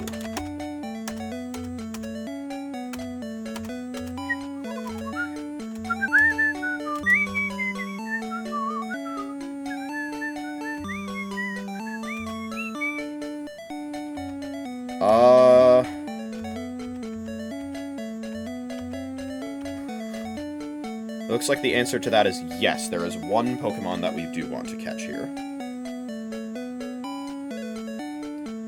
And it's probably the exact kind of Pokemon that you'd expect to encounter in Route 2.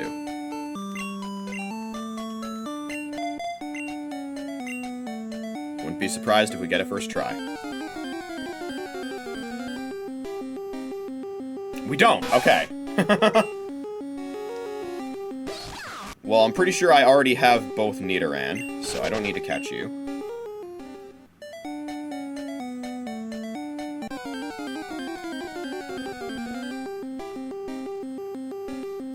Already used you on my team, so no thanks. Already have your full evolutionary line.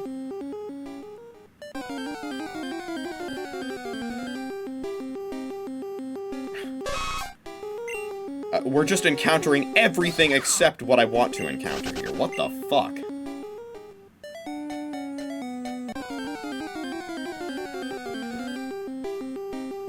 Oh, the game is trolling me. The game is fucking trolling me.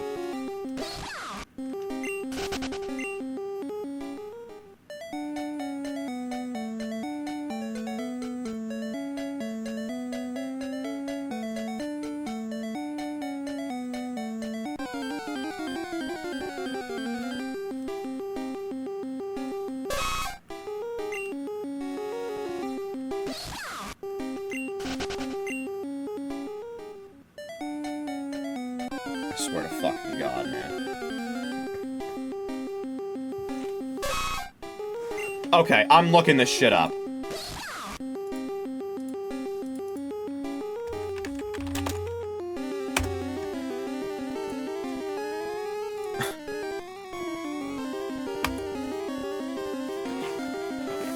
Motherfucker, the Pokemon that I'm looking for it's a 35% chance to encounter it. How many times have I failed so far?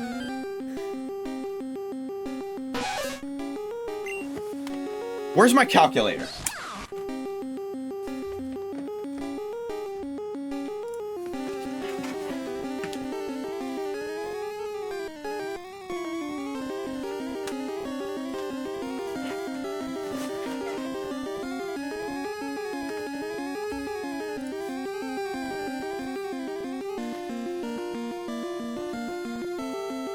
a 35% chance to encounter this Pokemon here, which means it's a 65% chance of not encountering it.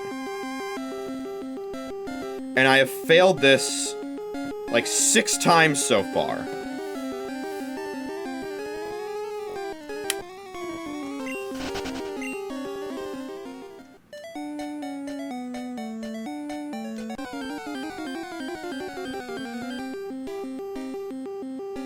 Make it 7. 6, 7. We're down to 5%.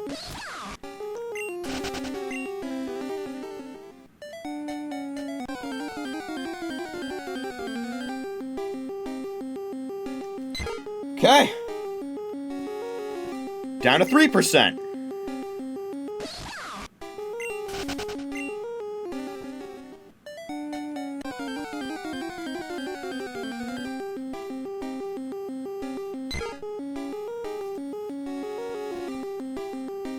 Down to 2%.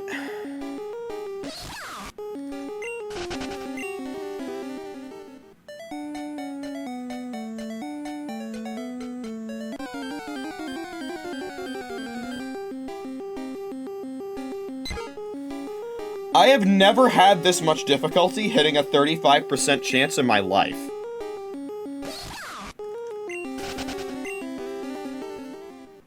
Even my gacha luck isn't this bad.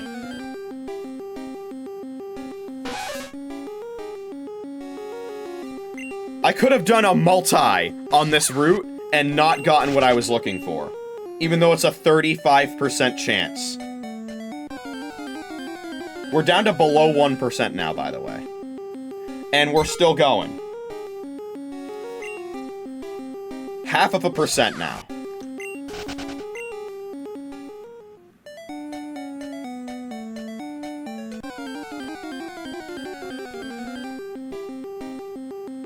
There it fucking is! Rattata!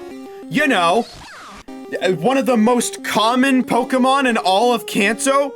Took me 13 attempts to encounter it once in an area with a 35% chance of encountering it? What the fuck is this video game?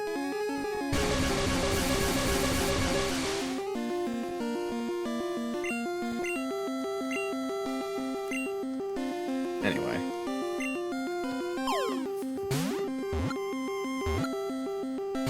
Shit like this is why I'm just gonna fucking use my mileage on the Nikkei anniversary event. I'm not even gonna bother with the banner. I hate pilgrims. They all deserve what's coming to them.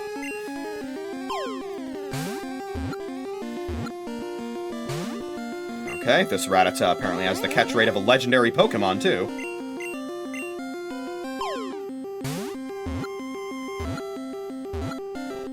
There it fucking is. Jesus fucking Christ. I have never had... It is certain that 40 more live in the area. Yeah? Yeah? 40 more of them live in the area?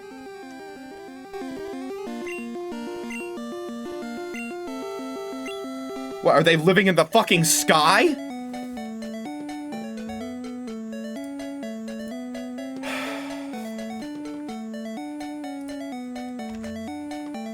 Actually losing my mind.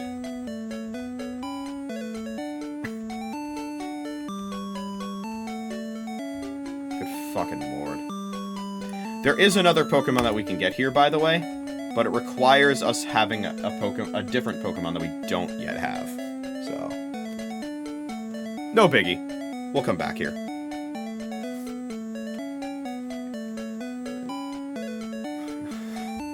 Okay, let's see here. Let me go back to my lovely little manual here. And see that we are headed to Viridian Forest. They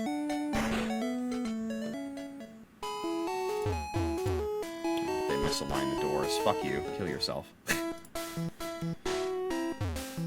And I'll come right out and say what we're gonna be looking for here.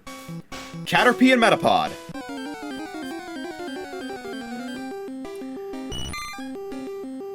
You see, that's the kind of expectation we should have. You know? Oh, It shows up first try. It's as simple as that, motherfucker. This one's a 50% chance, by the way.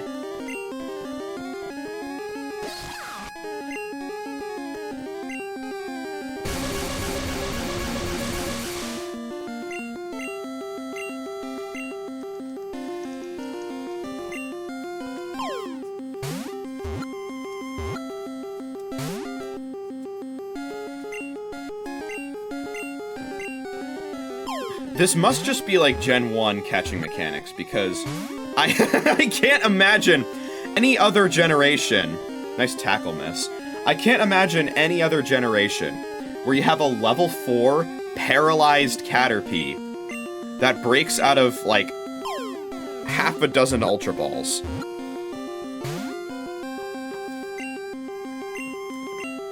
Like, general Nuzlocking advice for the early game is to not even try and damage your encounters because of the risk of killing them with a critical hit, and because their catch rates are so high that you can easily catch them with regular Pokeballs at full or close to full health.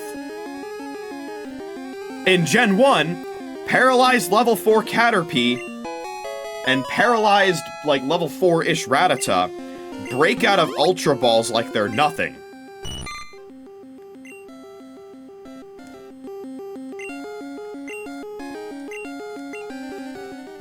Anyway. Metapod is next.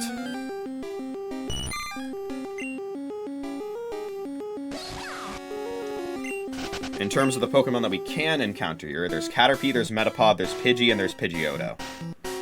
I do actually remember encountering Pidgeotto here in the wild.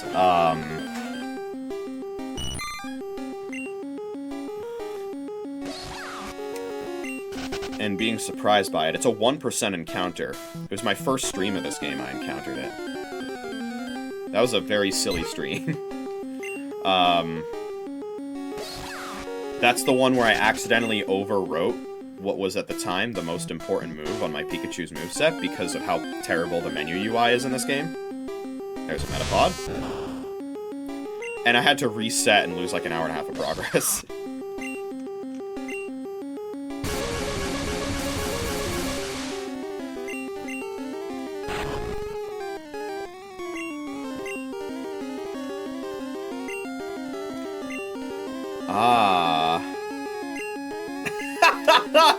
Oh, this game fucking sucks.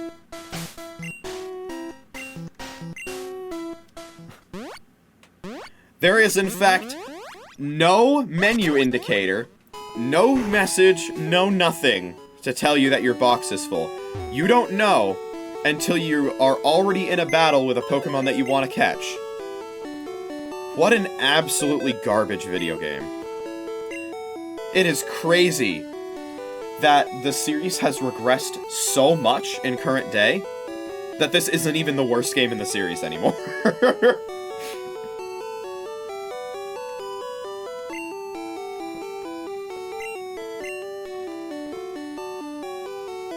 Like, the Pokeball color isn't even different to, like, indicate, hey, this one's full.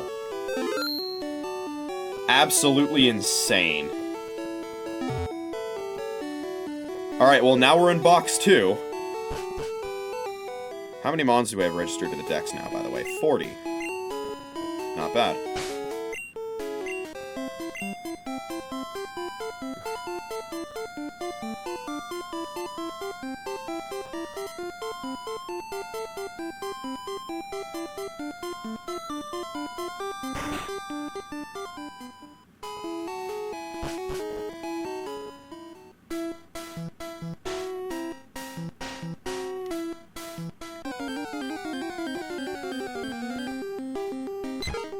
Well, now we're gonna have to encounter another Metapod.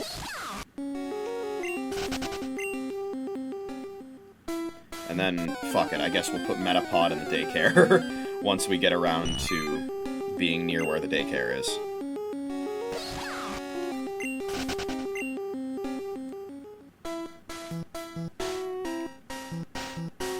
Although by then we'll probably have a better daycare candidate.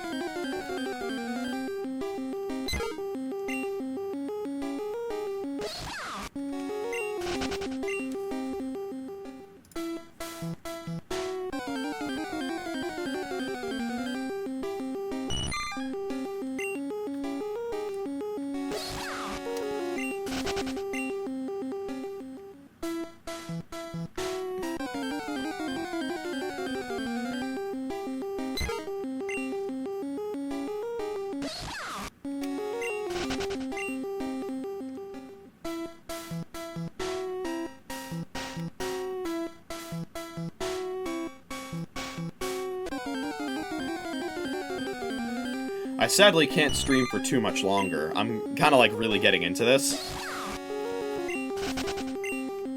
But I can probably only stream for about like another half hour at most.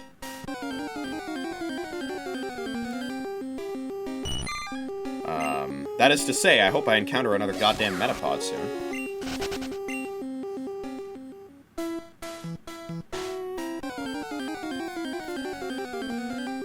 Thank you. Alright, Metapod. You're not gonna get bailed out by a full box this time.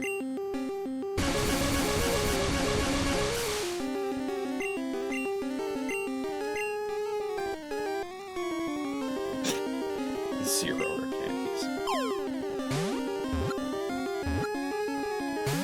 And they always break out at 2 as well.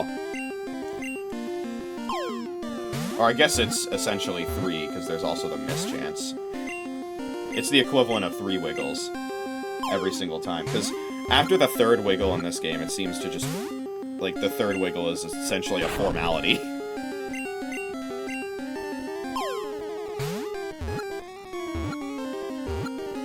Yeah, see?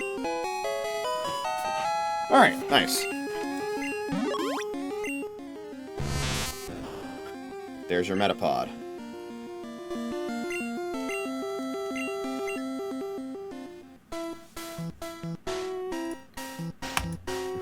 Anything else that we want to catch while we're here?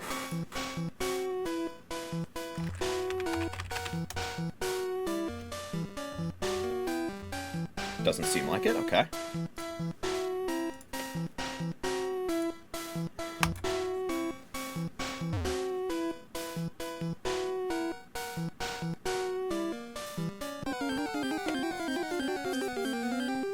Then I guess we will get out of here and head over to Pewter City.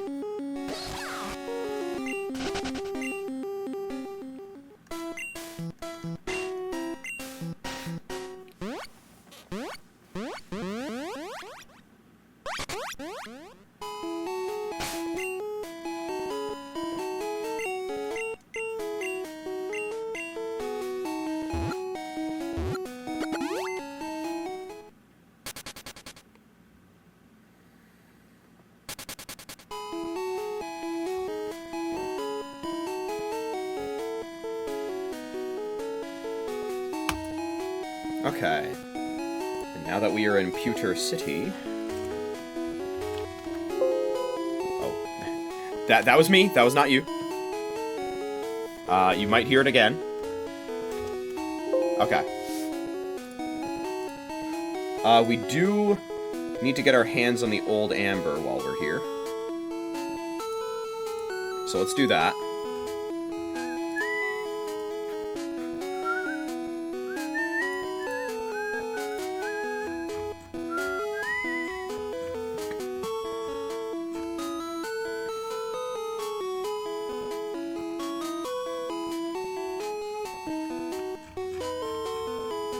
Is it Pewter City? Yes, I think it is. Yeah, okay, hold on. Yeah, okay.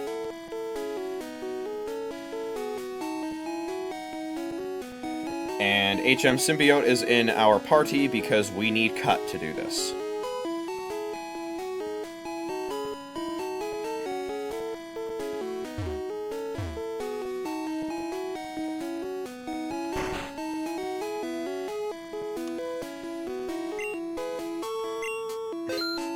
Sure. I don't know if I've been here before. There's one magnificent fossil. Aerodactyl fossil. A primitive and rare Pokemon. That's what we'll be after. Ah, there we go, yeah. So this is where the sprite data comes from for the missing no that we encountered and will encounter again. Is the Pewter Museum of Science. Missing No can take on multiple different forms throughout the 182, 183, 184 range. At 182, it's the Kabutops fossil. At 183, it's the Aerodactyl fossil. And at 184, it's actually the Pokemon Tower Ghost. It appears there is no Omastar fossil. Interesting.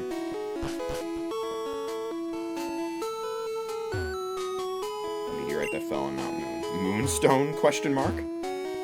Moonstone? What's so special about it? July 20th, 1969, the first lunar landing. I bought a color TV to watch it. We have a space exhibit now. Pikachu is so cute. I asked my daddy to catch me one. I'd like to get that Pikachu off you, but it's too attached to you. Space Shuttle Columbia. Interesting, interesting. Huh.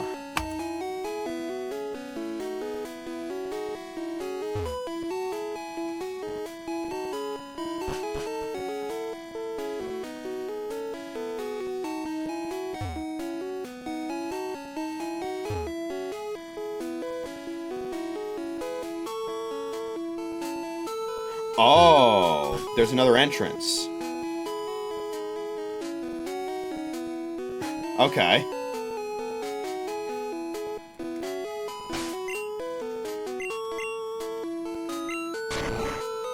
There's your shining moment, HM Symbiote.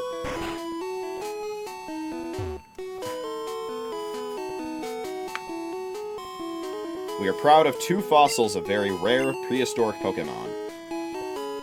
Shh, I think that this chunk of amber contains Pokémon DNA.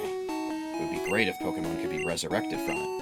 But my colleagues just ignore me, so I have a favor to ask. Take this to a Pokémon lab and get it examined. You don't have space for this! Whatever. Do you know what amber is? Potentially. There's a lab somewhere trying to resurrect ancient Pokémon from amber.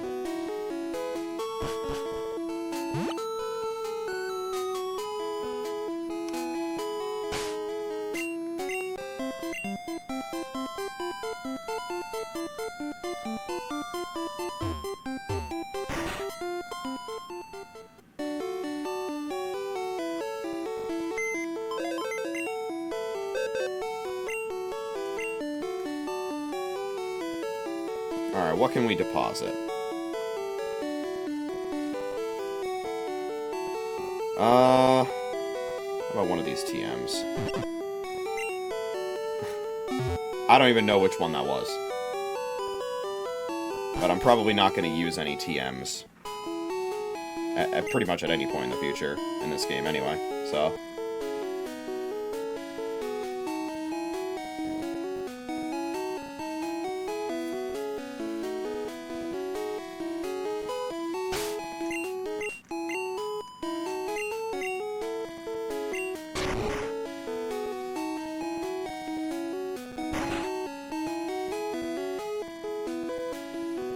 Alright.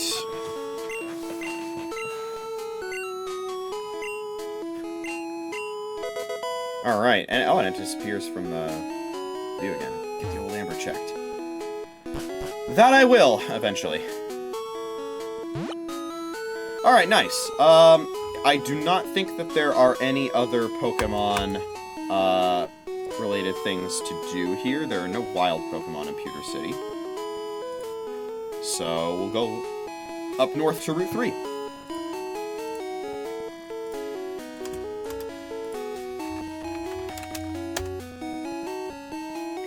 And it looks like there are some Pokemon to get here as well.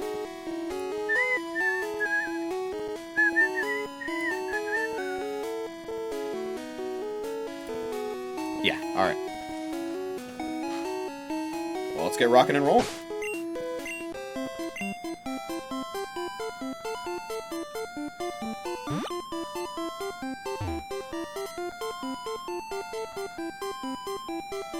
How the fuck do I go north from here?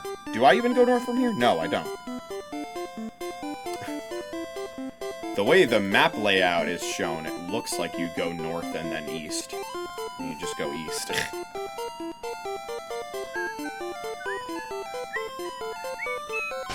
But it's been a little while. Let me save real quick. Actually, now that I think about it, it hasn't been a while since I saved, because I changed boxes.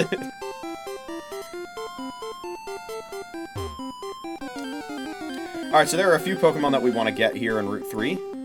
And that's one of them.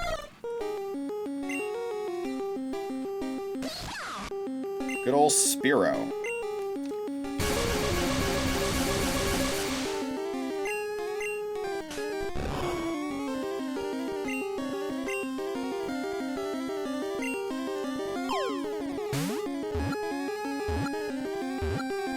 Nice, first try.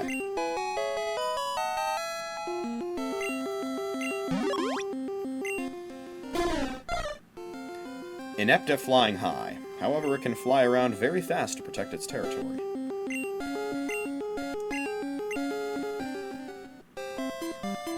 There are some others here as well we'd like to get.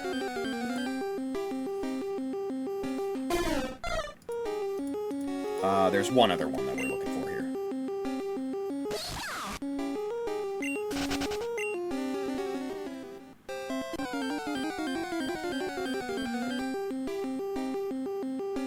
There it is. I don't think Thunderwave is going to work on this, so I'll just start throwing balls. Yeah, that's to be expected.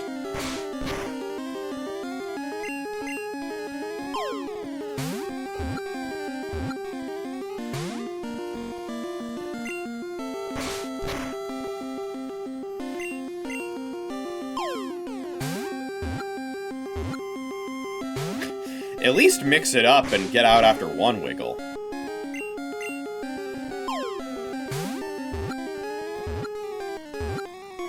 Okay. Nice.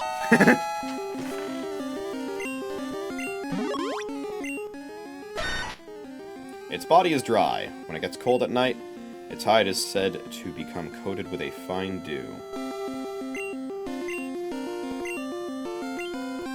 Sandshrew is a very cute Pokemon.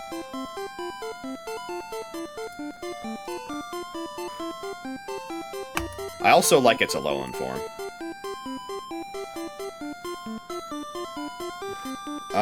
Okay, so I guess up next is Mount Moon.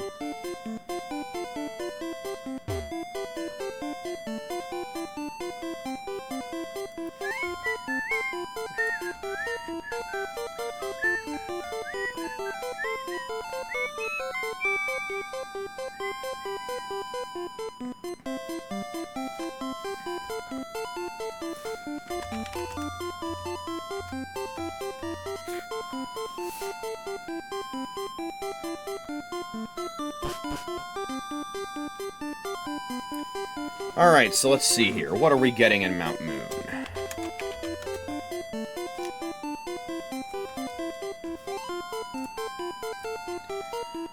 Looks like we'll be getting Clefairy, Zubat.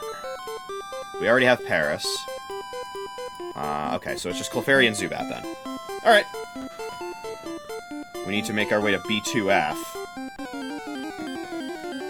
to get our best shot at Clefairy. But Zubat shows up nice and easy.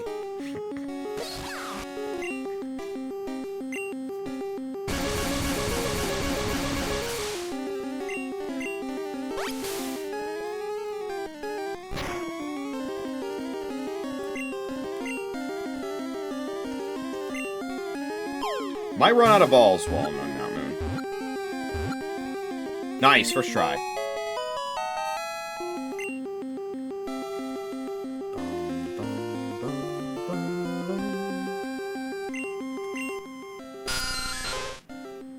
Emits ultrasonic cries while it flies. They act as a sonar used to check for objects in its way. Okay, I need to find a ladder.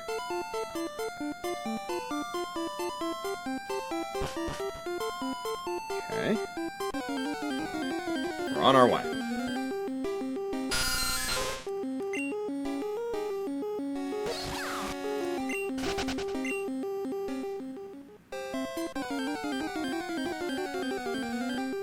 Hey! Didn't even make it to B2F. I'm on B1F and Clefairy shows up. Very nice.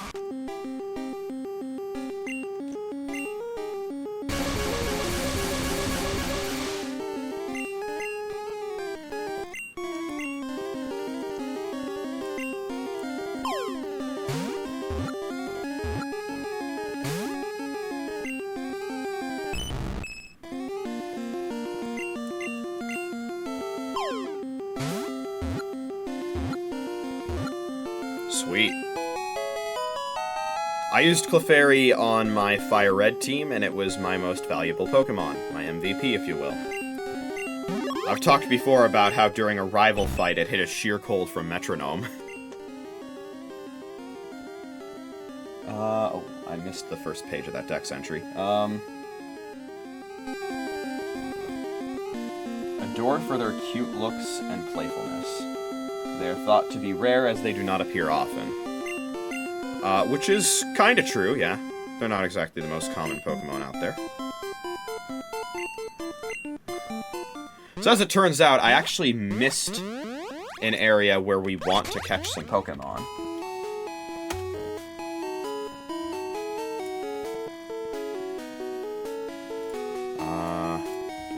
Hold on a second. Okay. Let me actually change the stream title real quick.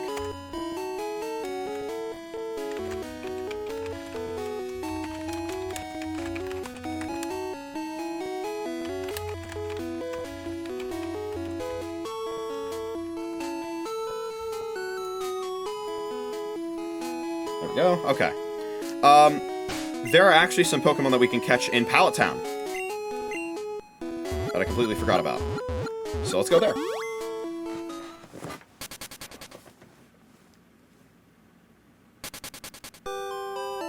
Oh, wait, shit. Hold on. I need to go to my PC first. Whoops. The hell did I just do? I minimized something I didn't want to minimize. There it goes, okay. Alright,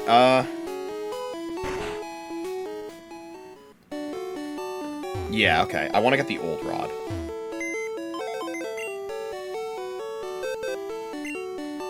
Oh.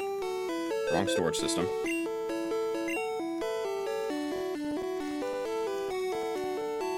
Can't carry any more items. You fuck! Why would you even let me withdraw? That's so incongruent. I go into the withdraw item menu. Then it tells me you can't carry any more items. But if I have a full party, I go into Bill's PC, I hit withdraw, it immediately tells me I can't take any more Pokemon. So I can't even go into the withdraw menu if I can't take any more Pokemon. But I can still go into the withdraw menu if I can't take any more items. Jesus fucking Christ, man. I'd say this game is held together by duct tape, but that would be implied that it's held together.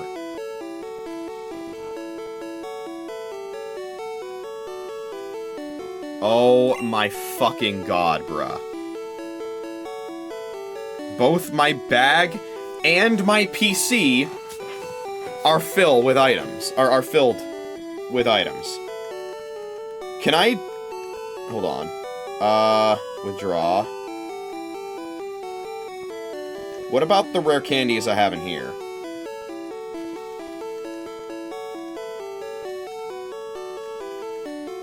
Well, actually, hold on. Yeah, okay. Let's withdraw one of the PP ups.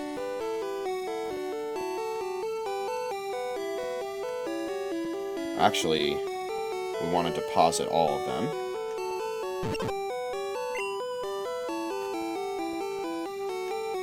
Then we want to withdraw the old rod. Oh god, I hate the NPCs in this game. Now let's go to Pallet Town.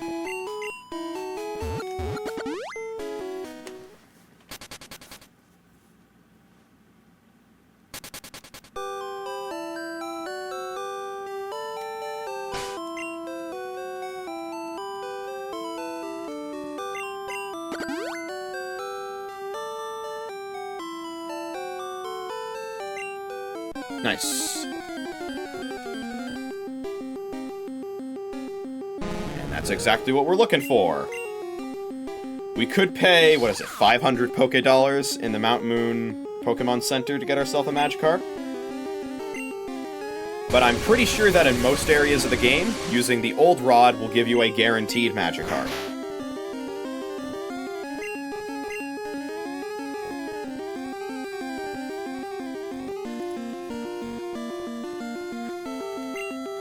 Let's see, is Magikarp also going to break out of the ball, or is it going to be in there like a nice little fish? No.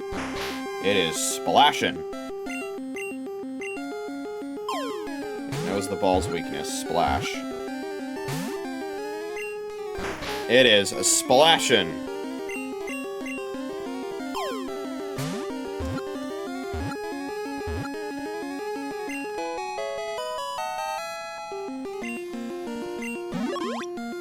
I think we have all of one Ultra Ball left in the inventory. I am once again skipping through Dex entries. Whoops.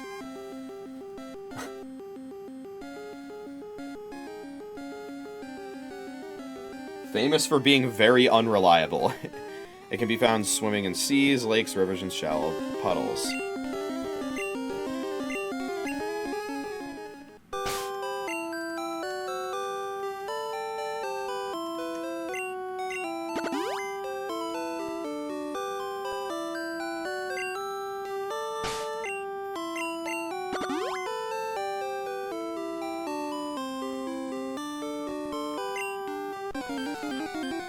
Alright, let's see if this gets us what we want here, too. It does! That is a Staryu.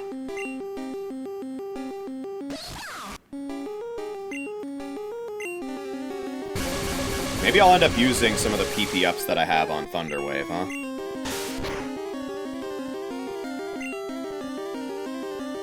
Alright, we have one Ultra Ball. Does it catch? Yes, it does! Let's go, baby! Perfect!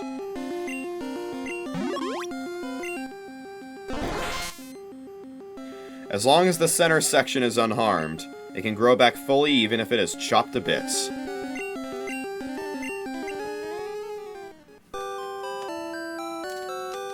Very, very good. Our Pokédex is now at 47.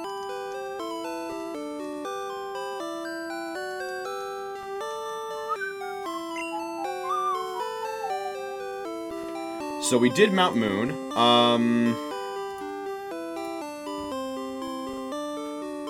guess Route 4 would be next. Is there anything we want to catch in Route 4? It may be time for you guys to hear another Windows noise. Yeah, okay. Nothing in Route 4.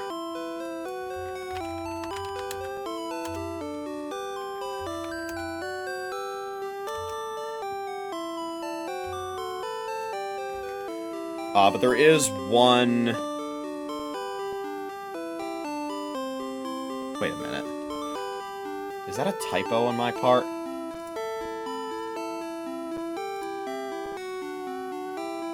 That might be a typo.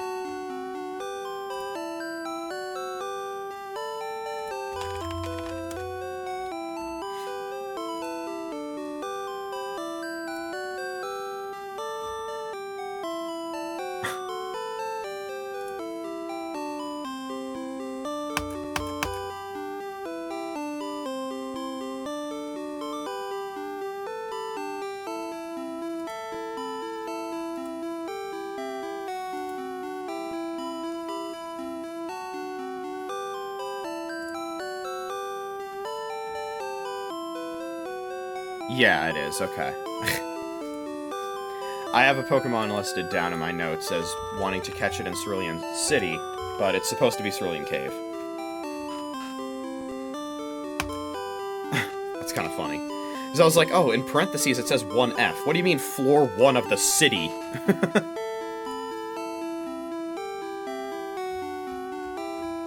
Alright, but yeah, as I said, I would love to stream more, but I sadly do not have the time tonight. That said, I can give you guys a little bit of a teaser as to what I'm planning on doing next. While I am not planning on getting any Pokemon in Cerulean City, as you know, Cerulean City is the hub for something pretty important. So...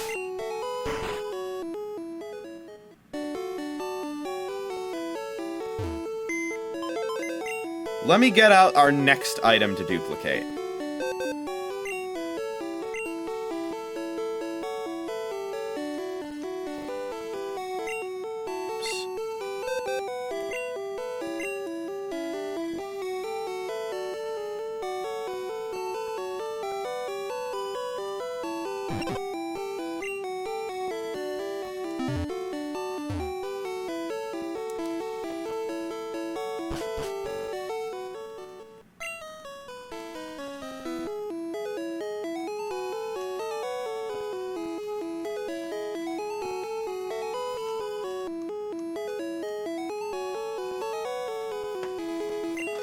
Let's do it again, shall we?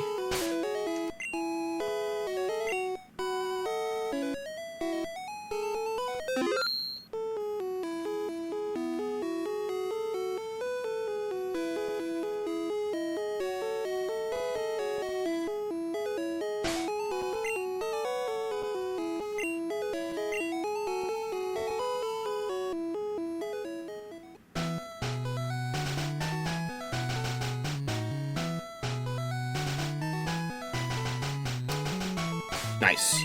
Pulled it off first try again.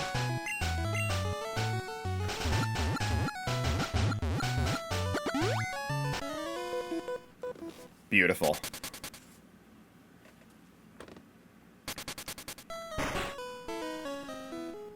You guys know the drill now. Buttons aren't working, but we can go to the PC.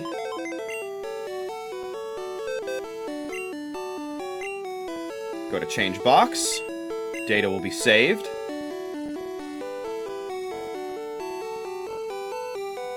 What the hell do I have in box 10? Actually, now I'm curious. I have Doom Bloom in there. Okay. Interesting.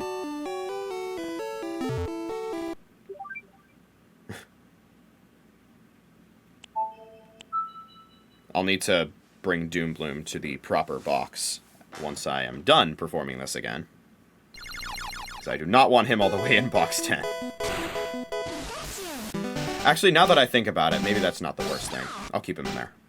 I'll just need to remember. Which is easier said than done.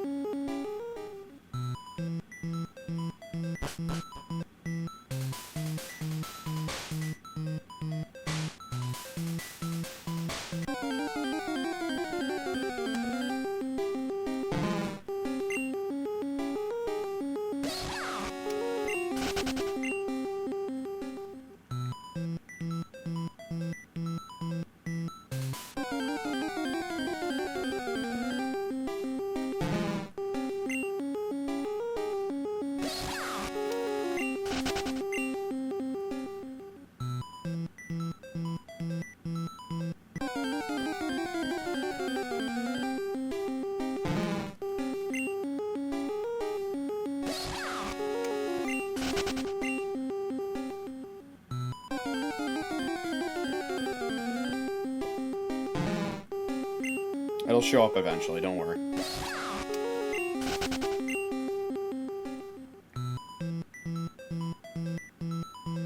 Stuck fishing for encounters in the Pokemon Mansion. Some things never change.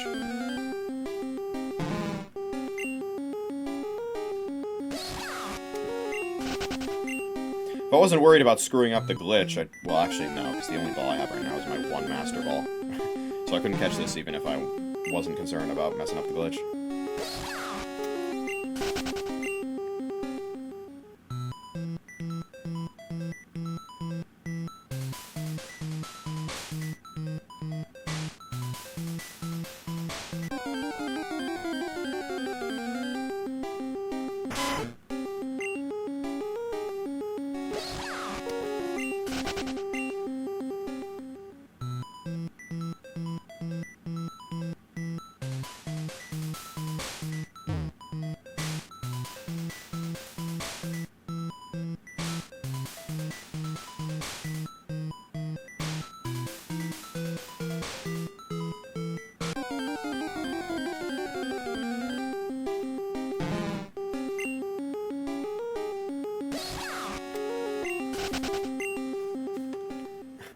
One last final act of divine payback for me playing God in this game is Ditto showing up.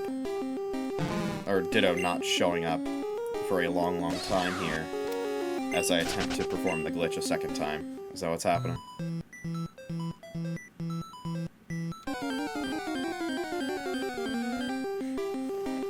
Listen, game. If you think I'm defying the laws of nature with this glitch, just you fucking wait to see how I'm gonna handle the version exclusives.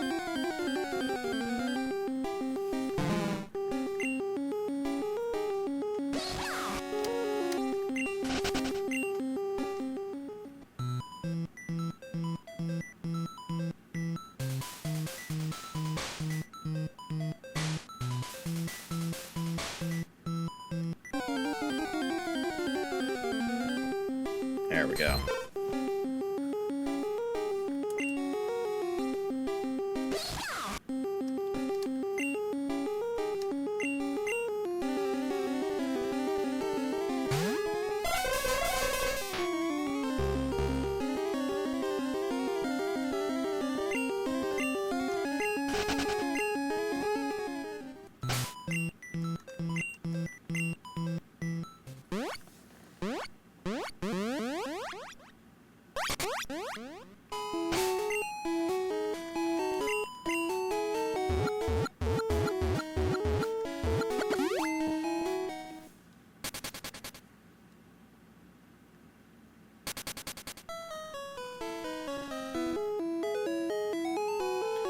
Alright.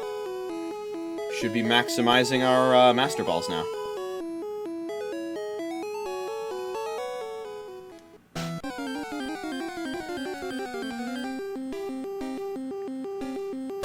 Beautiful.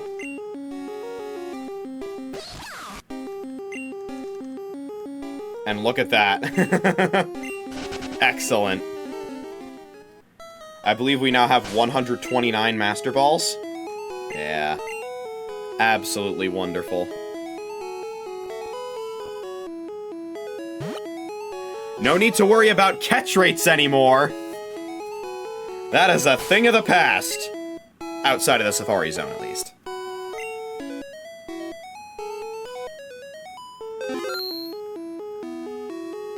Alright. Well, that is all that I have for you today. Unfortunately, I'm out of time to stream. But I will be back on this again on Friday. And we will be continuing the Pokédex completion journey. And honestly, at this point, seeing as this has opened up so many tools for us to get so many Pokemon so quickly, we might have this done before the end of the month. That might be a little optimistic, but it's possible. It's possible we get this done before the end of the month, which would be pretty exciting. There's a few other things here and there as outside of the Pokédex completion I do want to get done. And a lot of that will be saved for the finale, but yeah, a lot of this we're going to be finishing up pretty quickly now that we have the power of God and glitches on our side. So, yeah, very happy with that.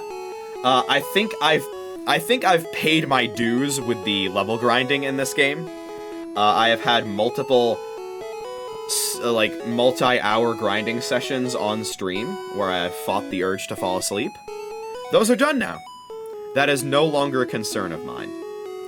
So, I guess one other thing that we could consider is there a Pokemon that we want to leave in the daycare?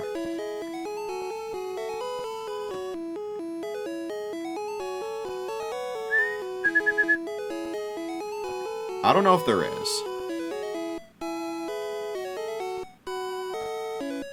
Actually...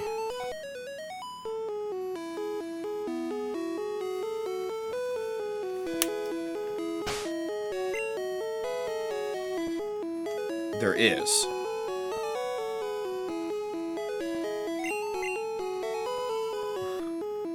But I don't know if I have it.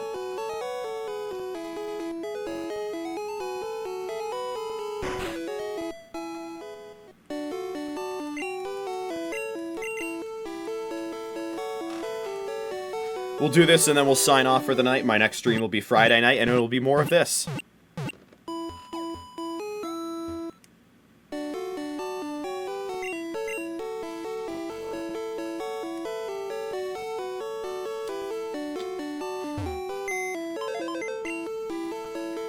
So let's see here.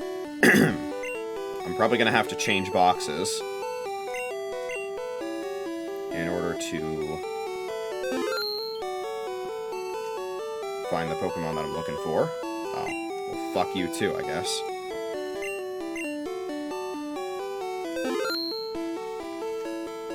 What a pain in the ass.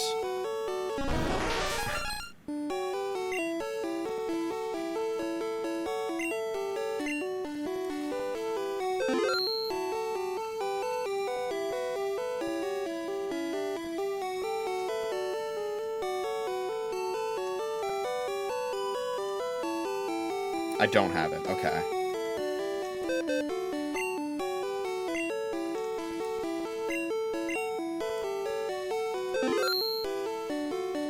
How many Pokemon are in here right now? 5, 6, 7, 8. Okay. So we're good for a little bit, at least.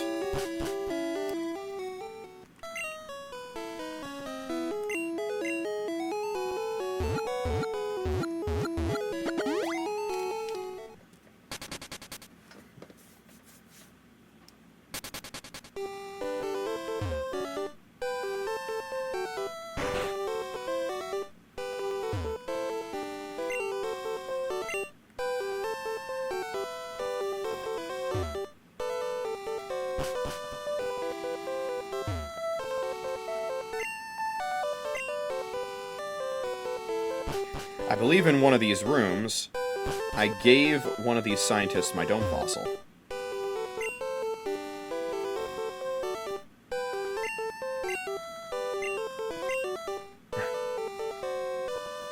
And I would assume it's ready now.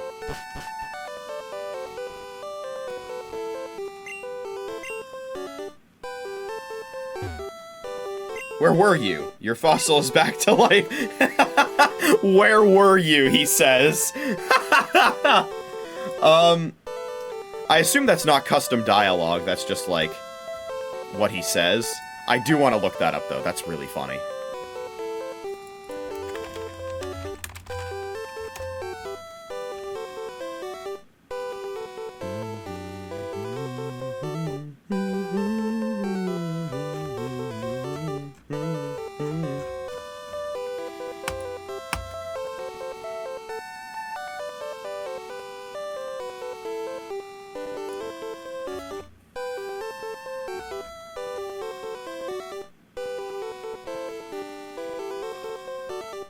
Doesn't look like I can see if it's custom dialogue or not.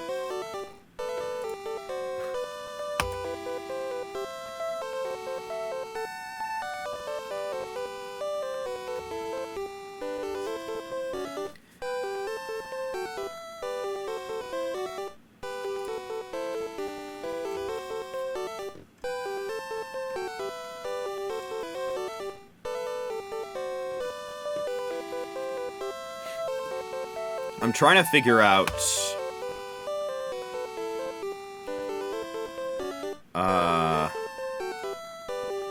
how the revival process even works. In any of the gens, honestly. Maybe it's like a step counter? I don't know how it works.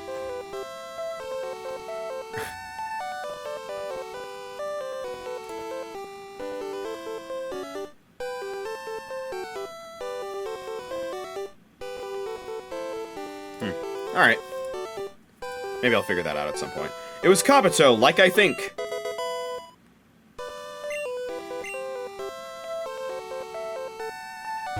And while I'm here... Hiya! I am Important Doctor. I study here rare Pokemon fossils. Have you a fossil for me? As a matter of fact, I do. That is Old Amber. It is fossil of Aerodactyl, a Pokemon that is already extinct. My resurrection machine will make that Pokemon live again. So, you hurry and give me that. I take a little time. You go for a walk a little while.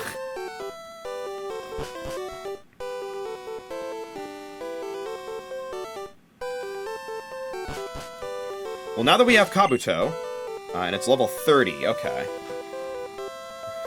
That's honestly a higher level than I thought it would be. It evolves at level 40, and of course there's no way to separately get Kabutops, so... Actually, what moves does it have? Oh, God. Yeah, its cry is just, like, static. It's just Scratch and Harden. Okay. Which means it is, of course, eligible to be brought to the, daycare. So let's do that.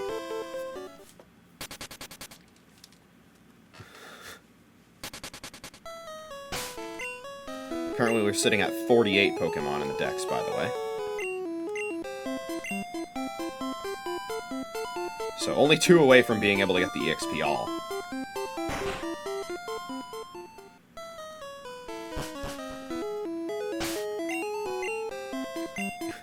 A lot of that heavy lifting was courtesy of my rare candy cloning.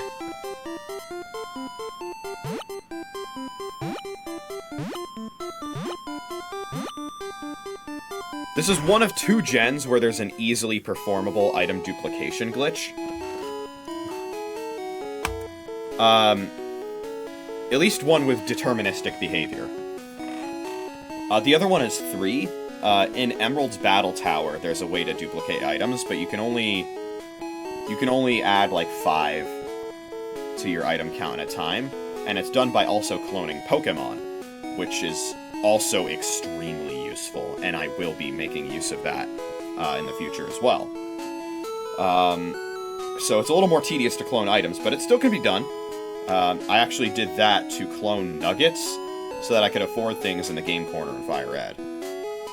But that ended up being a lot more of a pain in the ass than I thought, because in order to trade between Emerald and Fire Red, you have to beat Fire Red, do all of the Sevi Islands post-game, and register, I think, like, 60 Pokemon to your Pokedex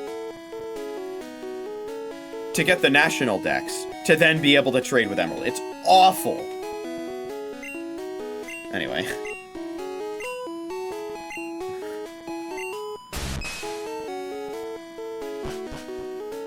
Okay, cool. So our Kabuto is there. And we have the Old Amber cooking in Cinnabar Lab now.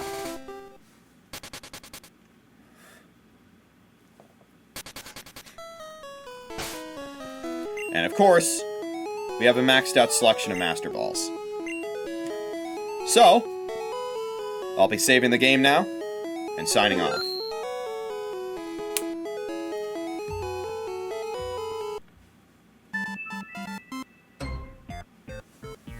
I will see you all on Friday night, where I will be streaming this once again. This weekend, I'll be doing another Pokemon Yellow stream this Friday night. Saturday night, I'll be doing some more Geometry Dash Demon grinding. And then that Monday night will be more Backlog. And I don't think we're going to complete all of Pokemon Yellow on Friday night. So, it will likely be another Pokemon Yellow stream. Otherwise, it'll be the next game on the backlog, which I don't think it will be. I don't think we're gonna complete everything on Friday night. But we'll see. Who knows? This is gonna speed things up drastically, so, you know, anything can happen. That is so wise. Alright, I will see you this weekend for more Pokemon and Geometry Dash gaming action. With that said, keep looking forward, and I will see you next time. Bye-bye. Signing off right at 4:20. Fuck yeah.